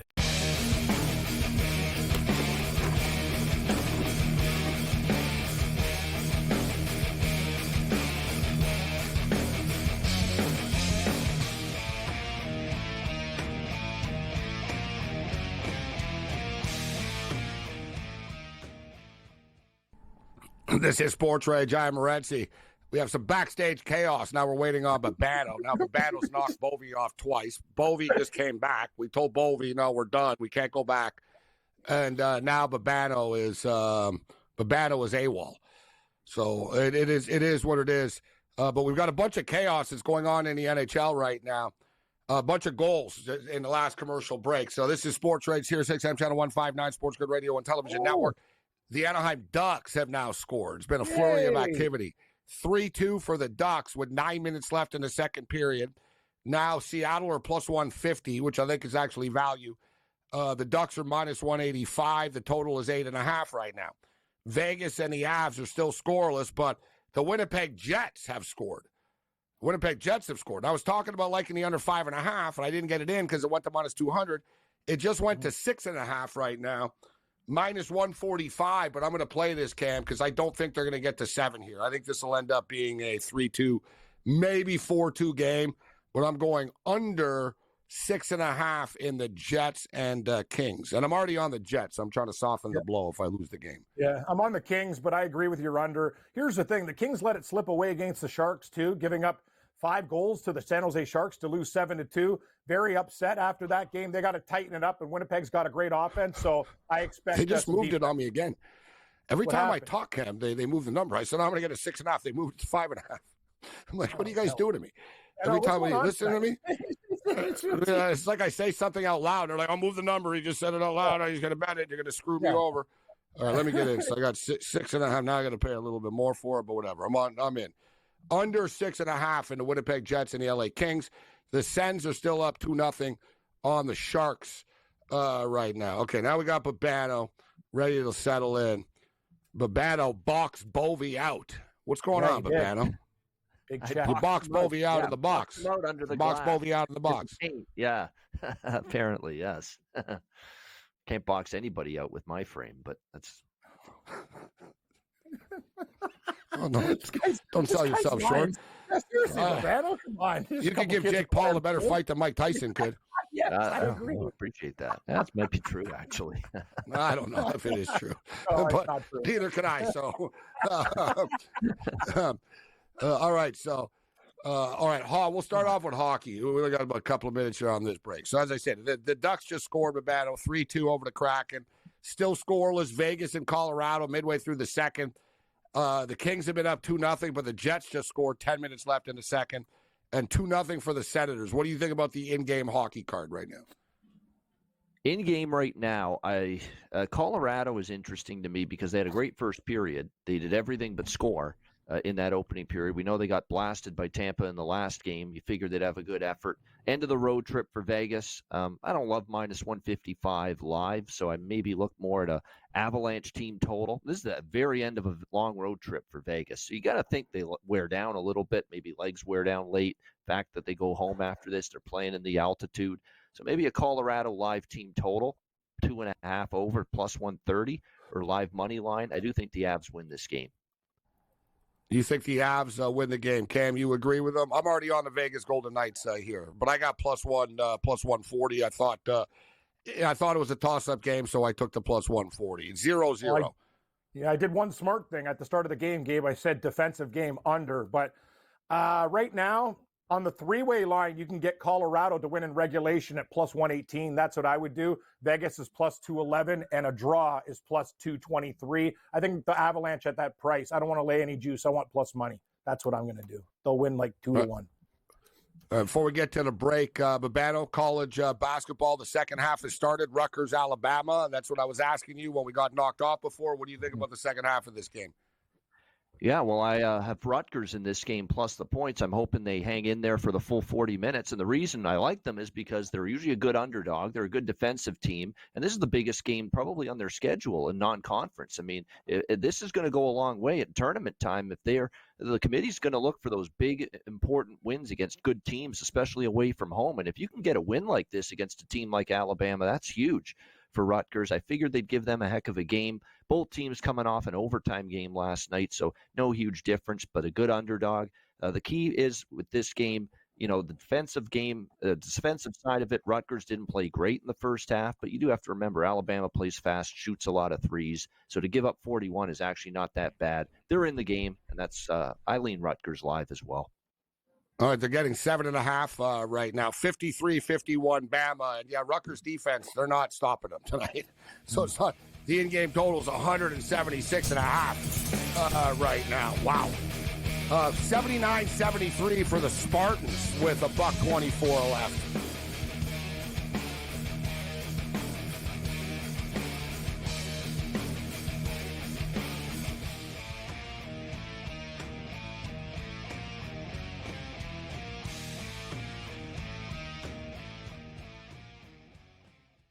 The sharpest football contest show in the land, the Las Vegas Football Contest Show, focuses on Circus Sports Million, Circus Survivor, and the Westgate Super Contest, handicapping the games and releasing our contest picks every week of the season.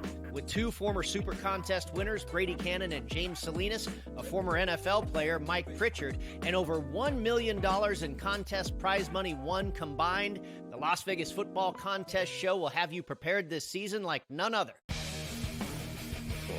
We live in a society right now where everybody's a snowflake, everybody's a cupcake, and everybody thinks that nothing is fair. Everything is like, it's not fair. We should have a better chance. We need more. You know what? I'm old enough to remember when you needed to have a perfect goddamn record to win a college football championship. That's the way it was. 11-1, too bad. Sports Rage tonight, only on SportsGrid. Grandma Bear, who owns the football team, probably comes in, gives a little, oh, man, you're such a good little boy out there. Congratulations, the way you coach this football team. I'm never going to fire you. Totally, I missed you pinching your own cheek as I was looking down and did not know we were getting. Oh, Donnie, you got such a good show there with that guy named Ben. Like, that's what your grandma would do to you when she goes here on Thanksgiving or Christmas, The Early Line, only on SportsGrid. Together, both Davante Adams and Garrett Wilson had huge nights. Aaron Rodgers loves the two big targets, and he says if this is going to happen, going to be very tough on the defense to decide who they want to go after. Adams and this kid Wilson, I won't deny what they can do, but nobody else does jack. Pharrell Coast to Coast, only on SportsGrid.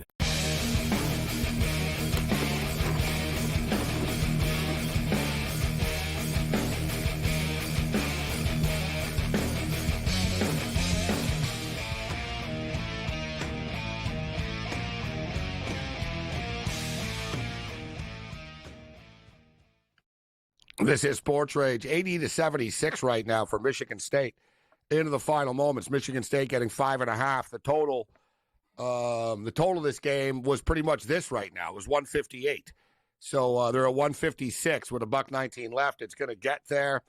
The point spread that was bizarre tonight was Pacific. As I said, Pacific were 17.5-point favorites against Arkansas Pine Bluff.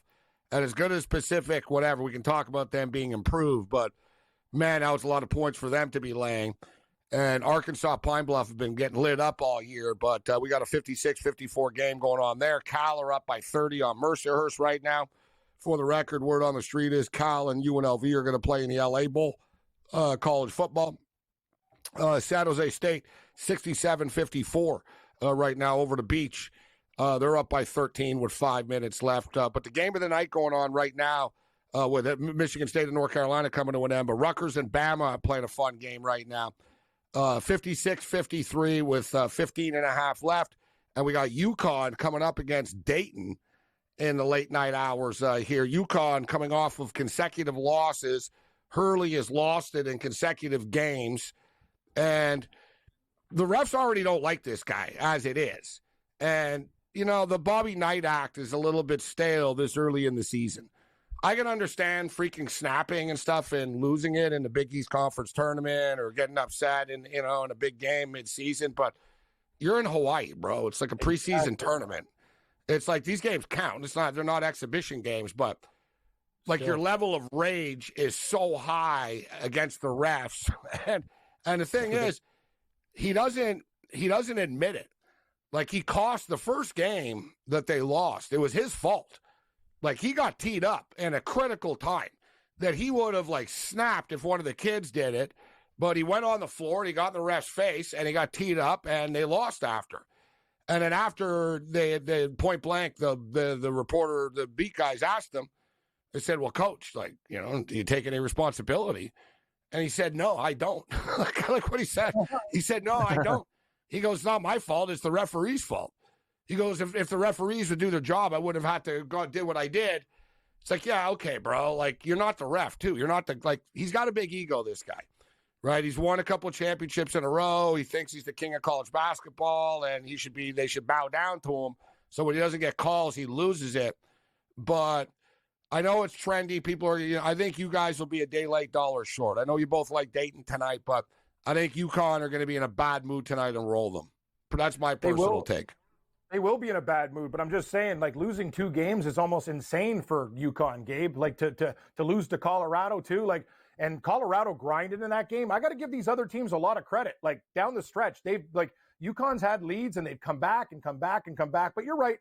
I've already robbed this bank twice. I don't think I want to go 3 times. But Dayton's a really good ATS team. They play teams real tight when they're dogs. But tough game. Babano, you're taking Dayton +8? Well, I am. Yeah, I am, because I think Dayton's played really well in this tournament. They should have beat North Carolina a couple of days ago, and they had that huge lead at halftime. And credit to North Carolina coming back. But, in the Iowa State game, they played the Cyclones very tough, and they've been a good underdog under Anthony Grant. And UConn, I think, has issues. They lost a lot from last year, and they're going to be great down the road, but they're not good right now, and I don't mind fading them again. What's your pick for Notre Dame and Houston? Also, great stuff. Extra late night college basketball tonight. Notre Dame and Houston, the Cougars, 16.5-point favorites against the Irish. Of course, Notre Dame lost last night 85-84 in a track meet to Rutgers. This, to me, the total is too light at 133.5. People automatically think under in Houston games, but this is a super light total, and Houston are going to be able to go up and down the court. Notre Dame don't play defense. So what's your thoughts on this one, Babano? 16.5. Usually when Houston loses, the next game they suffocate you defensively. So I'm not sure how much Notre Dame's going to score here, and I think you're going to see Houston play a good defensive game. But I think you could see Houston open it up. The one thing about Houston is when they're off a loss, they don't give up much, but they do score a lot. So because of Houston being able to fill it up, maybe the game can get over. I just like Houston laying the points. That's what I like. They've been almost money in the bank against the spread the last few years off a loss under Kelvin Sampson, where after a bad game, they bounce back and they win big. It's a lot of points on a neutral court, but I like it still. To play devil's advocate of that, though, most of the time when they're off a loss, they have 4 or 5 days to stew over it. This is a different scenario. You know what I mean? You're talking about off a loss like less than 24 hours ago. So I get it. I know that you're right. They have incredible big bounce back numbers all the time. But it's a lot of points. And, they're not, I'm not going to say they're not playing for anything, but they're not playing for the championship anymore of this tournament. You know what I'm saying?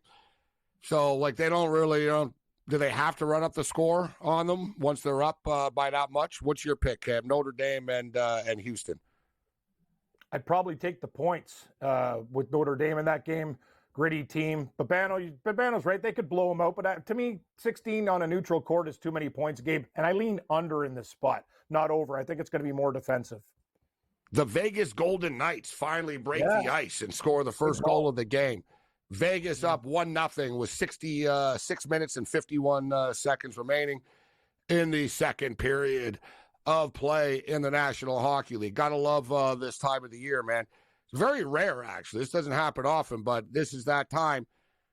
Man, you got college basketball games going to be starting basically at 1 a.m. tonight. They say 12:30, but they're lying because they got games going on now on these same floors. So there's going to be games going on till 3, 4 in the morning on the East Coast tonight. You got NHL hockey going on, NBA basketball. Great stuff. And then NFL football tomorrow. Babano, what's your pick for the Bears and the Lions? It's 9.5 and 47.5 right now. Yeah, I think I just like over here more than a side. I mean, it's at the point now where why do you even bother trying to go against Detroit at this point with just how good they've been? They're spot proof. That's another thing. They're spot proof. That was supposed to be a pretty bad spot for them against the Colts last week, and they still just run them over, get the job done. They do enough on offense. They realize the Colts can't move the football. They just shut it down on defense. Look, Chicago has played pretty good offensively. Can I play devil's advocate? They didn't play very good against Houston. They came back and won the game, but they didn't cover. Colorado just scored. That was fast. Oh, wow. Well, we should have taken the damn live over, Gabe. It was like 3.5. Holy it was 3.5. Yeah. 1-1 now. Yeah, anyway, finally starting to open up. You're right. Detroit is the best, and they're wicked ATS. I agree, but not perfect, but they are perfect. spot proof, though. He's right, and I've said the same thing, Babano. They're in bad spots. They've been in a few bad spots this year. It doesn't bother them. Problem, the thing is with them, even if they don't really play well, they're still better than you. You know what I mean? There's, like you said, man, there's been a couple of games where, the Houston game was a bad spot. They didn't play well in the first half, but they did enough in the second half, and they still ended up like a bad game for the Lions is them finishing with like 28 points, which is pretty crazy. Yeah. So they have these, they're going to score 26 points, 27 points on a bad day, and then they'll erupt for these 50-point explosions, 30. They can almost name their score. But I do agree with you in a total because I think the Bears will be able to score on them. The Bears' offense is greatly improved. It's a divisional battle here. The coordinator. It's been better the last couple of weeks. There's no doubt since the OC got canned. Caleb Williams is throwing the ball. They're actually starting to run the ball a little bit better. And I think they can do it. Remember, Lions still have injuries on D. It's just Richardson and the Colts offense is so bad last week. They didn't take advantage of it. And then they got behind and they couldn't run the football. So I think this is a matchup where Chicago can score enough. But Chicago's defense is getting worse. They got ripped by the Packers. They got ripped last week as well by Minnesota. They couldn't stop the Vikings. That defense is getting worse, but the offense is getting better. So I think it's a good over game there, Bears and Lions. All right, we'll hit the Cowboys and Giants a little bit more on the other side. The Dolphins and Packers. Take a look at the college football card, in which I personally think this week will be a lot like last week. There's a lot of games here that are big-time landmines for football teams that are on the verge of the college football playoffs, and I wouldn't be surprised if a couple of them stumble.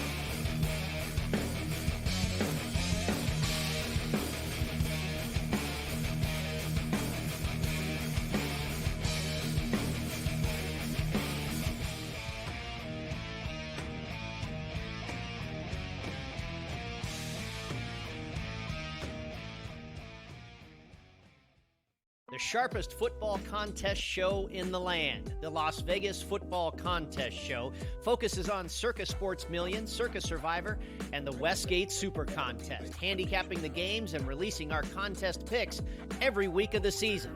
With two former Super Contest winners, Brady Cannon and James Salinas, a former NFL player, Mike Pritchard, and over $1 million in contest prize money won combined, the Las Vegas Football Contest Show will have you prepared this season like none other. We live in a society right now where everybody's a snowflake, everybody's a cupcake, and everybody thinks that nothing is fair. Everything is like, it's not fair. We should have a better chance. We need more. You know what? I'm old enough to remember when you needed to have a perfect goddamn record to win a college football championship. That's the way it was. 11-1, too bad. Sports Rage tonight, only on SportsGrid. Grandma Bear, who owns the football team, probably comes in, gives a little, oh, man, you're such a good little boy out there. Congratulations, the way you coach this football team. I'm never going to fire you. Totally, I missed you pinching your own cheek. As I was looking down and did not know we were getting. Oh, Donnie, you got such a good show there with that guy named Ben. Like, that's what your grandma would do to you when she was here on Thanksgiving or Christmas, The Early Line, only on SportsGrid. Together, both Davante Adams and Garrett Wilson had huge nights. Aaron Rodgers loves the two big targets, and he says if this is going to happen, going to be very tough on the defense to decide who they want to go after. Adams and this kid Wilson, I won't deny what they can do, but nobody else does jack. Pharrell Coast to Coast, only on SportsGrid.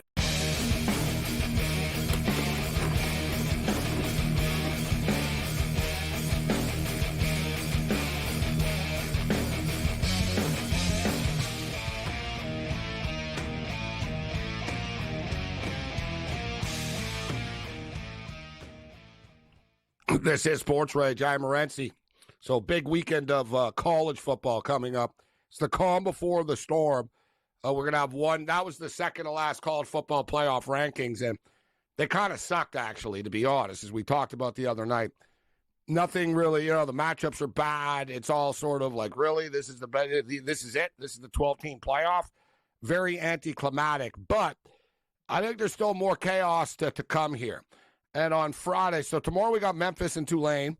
And Tulane are on the outside looking in right now, actually. They're like ranked 18th, so they're not going to make it, but it's a big game for them tomorrow night. 13.5-point favorites, total 55. Friday, though, we have a couple of teams that are playing that are in the playoffs. So Boise State. Boise State are 18-point favorites against Oregon State. Boise State haven't been covering numbers recently. They've been in a lot of closer games. They kind of know, all right, we don't need to cover. We just need to win. They don't care about covering. They just need to win games, and they know they're going to be in the playoffs. I kind of get the feeling that they do end with a bang here against Oregon State. Oregon State left it all on the field last week against Washington State. This game's going over. There's going to be points scored in this game. Total's 57, but I'm not calling the upset here. You've got Georgia Tech and Georgia. This one, I'm going to say that Georgia Tech cover the number, but Georgia wins.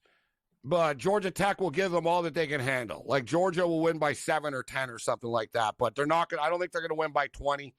I think this is a good Georgia Tech team. Last year they lost by 7? It was 30-23, 31-23, whatever, 7 or 8 points. They played them tough last year. I think they can play them tough again this year. So I like the 19.5 points in that game. But I don't think we have an upset special. I think Michigan is I'm not just saying this because I'm a Michigan fan, but I think Michigan do have a chance against Ohio State. If they can cause some early chaos in the game, Ryan Day is going to panic. And that stadium is going to be like a mausoleum. There's going to be all the pressure in the world is on Ohio State. Michigan are playing with house money in this game. I do like Michigan plus the 20. But I'm not sure that I don't think Michigan are going to knock them off. I think Ohio State will survive. They'll win the game. They'll get their little pound of flesh. But they're not going to murder us like people think they are. Tennessee and Vanderbilt. This is the big-time trap for Tennessee. They're one win away from the playoffs. They need to win this game. This is the best Vandy team in years. You're getting double digits with Vandy. We talked about this with Bovey a bit. The Tennessee defense is awesome, the Volunteers defense, but their offense is pedestrian, and they have a lot of 3-and-outs, and they're winning because of defense. So it's not this Tennessee team that goes up and down the field. I think this is going to be a battle, and I wouldn't be shocked if Vandy won the game outright. And the one that sticks out the most to me is USC and Notre Dame. I think Notre Dame are really good, and also Miami-Syracuse. Syracuse and Miami will be a tricky one for Miami. But I think Miami will still win, but that's a tricky one. But I got my eye on USC this week against Notre Dame. Notre Dame haven't played a tough schedule. They keep on beating up on Army and Navy and these military teams. They have a nice win to start the season, but USC are another team that this will salvage their season. They just beat UCLA last week. They beat Nebraska. They're on a little bit of a roll right now. They got a new starting quarterback. And they'd like nothing better than to screw over Notre Dame in the last week of the year here. Getting 7.5, I think that the USC Trojans are very dangerous underdogs. But, Bano, what's your upset special this week in college football? Well, if I had to pick one, it's I would take Vanderbilt plus the points and sprinkle on the money line against Tennessee. We've already seen Tennessee lose a couple games. Saw them struggle with Kentucky as well. And we've seen Vanderbilt, all they have been is an ATM machine and a constant ATS moneymaker as an underdog. Now 7-1 against the number this year for Vanderbilt. And the only time they didn't cover was in a really tough spot against South Carolina when Pavia and the whole team really was at their most injury riddled. So their defense has been very good. It's kept them in games. I don't think their offense has played as well in recent games. That could be an under as well, that Tennessee's defense has been pretty good, and all of a sudden their quarterback Nico Iamaleava and their offense hasn't been as good in recent weeks. So I think that's an under. I like Vanderbilt there. I'm with you on you said something about Georgia, that game. That's 1,000% with you. I think Georgia wins, but Georgia Tech covers, and I think getting all those points is worth a look. They only lost by 8 last year against Georgia. And we know Georgia's been a lot more erratic this year. Now, there's questions about the health of Haynes King. He's been banged up. He's been injured a lot. He hasn't been 100%. He's had to come out of games. But the other quarterback, Aaron Philo Pastry, he's actually played okay for them at the quarterback spot for Georgia Tech in his place. So Georgia That Tech was plus brutal, the points, I Bobano. think, is worth it. Philo Pastry. I was like hitting the Yeah, bakery it's- for the jokes. I caught that, Bobano. Not I good. bake croissants. Yeah, I know what you're talking about. Not good. 82-82. We're going to overtime. Michigan State, son of a bitch. I got Michigan State plus 5.5. Hopefully North They better Carolina doesn't pull cover. away here in overtime. 82-82 going to overtime in that game. As I stated, I thought that Alabama would start to pull away. And we hit the they're not whatever. They're up by 8 now, but it's 71-63 with 10.5 left. But how about that in-game total, guys? Up to 185.5 right now. Is there at 134 points with about 11 minutes left. And Rutgers are in the bonus. Alabama are not. So there's going to be Rutgers are shooting free throws for the rest of this basketball game. Wow, 185.5, man. And I tell you what, I don't think it's going under. We got a goal look at this. in San Jose. Sharks just scored 2-1 Sens. Sharks are back in. Oh, Sharks on the board. And the Golden State Warriors have been down all night, but now they've gone on a run. 79-76 suddenly here in San Francisco. It's right now 81-76 with 3 minutes left in the third quarter of play. The Thunder are now 5.5-point favorites. The in-game total is 229.5. What do you think, Babano? Let me see. We only got 30 seconds, so quickly, what do you think, Babano, of the Tulane-Memphis game tomorrow?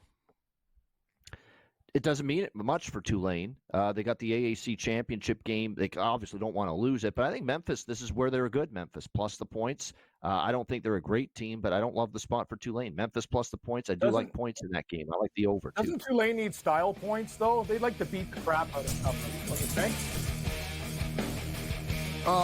They need to win. You know what I mean? But, yeah.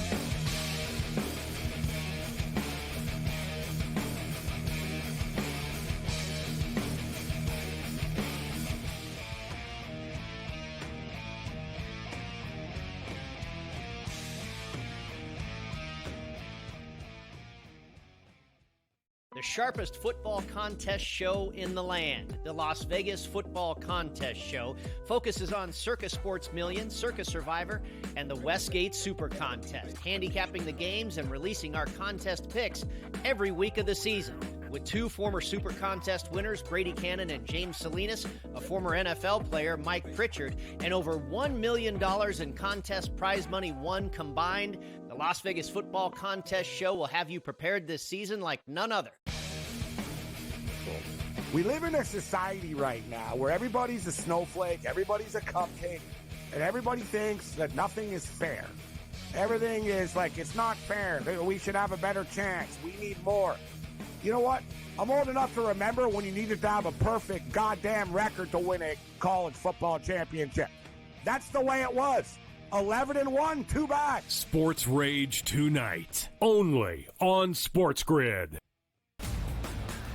Grandma Bear, who owns the football team, probably comes in, gives a little, oh, man, you're such a good little boy out there. Congratulations, the way you coach this football team. I'm never going to fire you. Totally, I missed you pinching your own cheek as I was that's what looking your down grandma and did does, not right? know we were getting. Oh, Donnie, you got such a good show there with that guy named Ben. Like, that's what your grandma will do to you when you go see her on Thanksgiving or Christmas, The Early Line, only on SportsGrid. Together, both Devontae Adams and Garrett Wilson had huge nights. Aaron Rodgers loves the 2 big targets, and he says if this is going to happen, going to be very tough on the defense to decide who they want to go after. Adams and this kid Wilson, I won't deny what they can do, but nobody else does jack. Pharrell Coast to Coast, only on SportsGrid.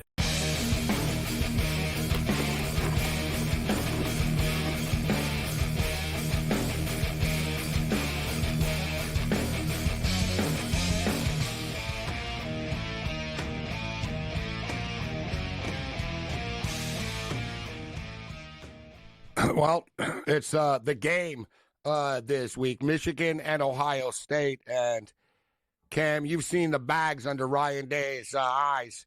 Yeah. And they get worse and worse. He looks unhealthy. People are actually concerned for him. They're like, this guy doesn't look good. Like, he's got problems. agree. He's not sleeping. You can tell he doesn't sleep. He did an interview this week in which he said losing to the Michigan Wolverines is the worst thing that's ever happened to him besides his father dying. And he said it's the worst thing that's happened to him and his family. And this guy takes this way too seriously, all right? And I've said this before about Ohio State. They won't even say the word Michigan. They say the team up north, right? Yeah. They won't even say the name. They have a countdown clock throughout the season for the game and all this. And it's in their heads. They're so obsessed with us. And then Michigan, I like what Michigan said this week. They said it's a big game, but they're all big games. and I like that. Like Michigan, we're sort of like, yeah, it's a big game, but, and even Donovan Edwards admitted it, and he goes, their fans are just sort of nut jobs.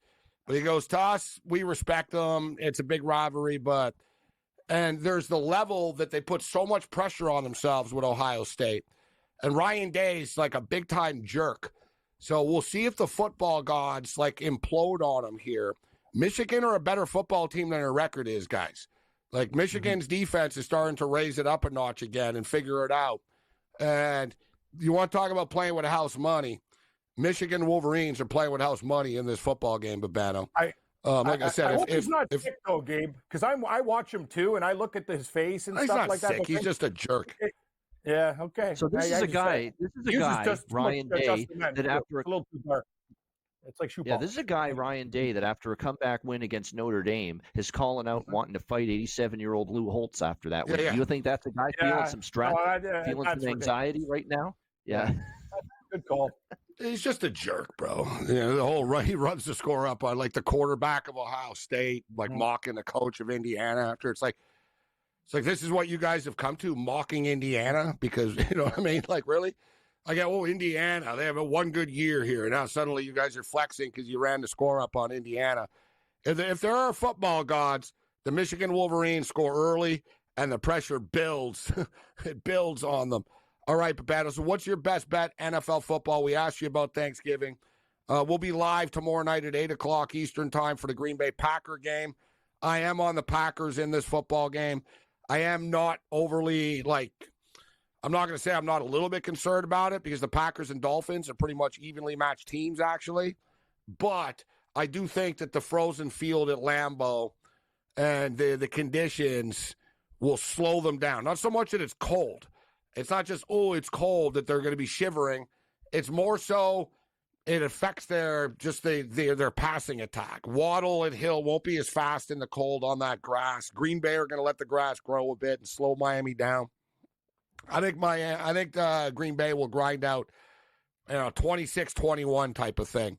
But Babano, what do you like this week in the NFL?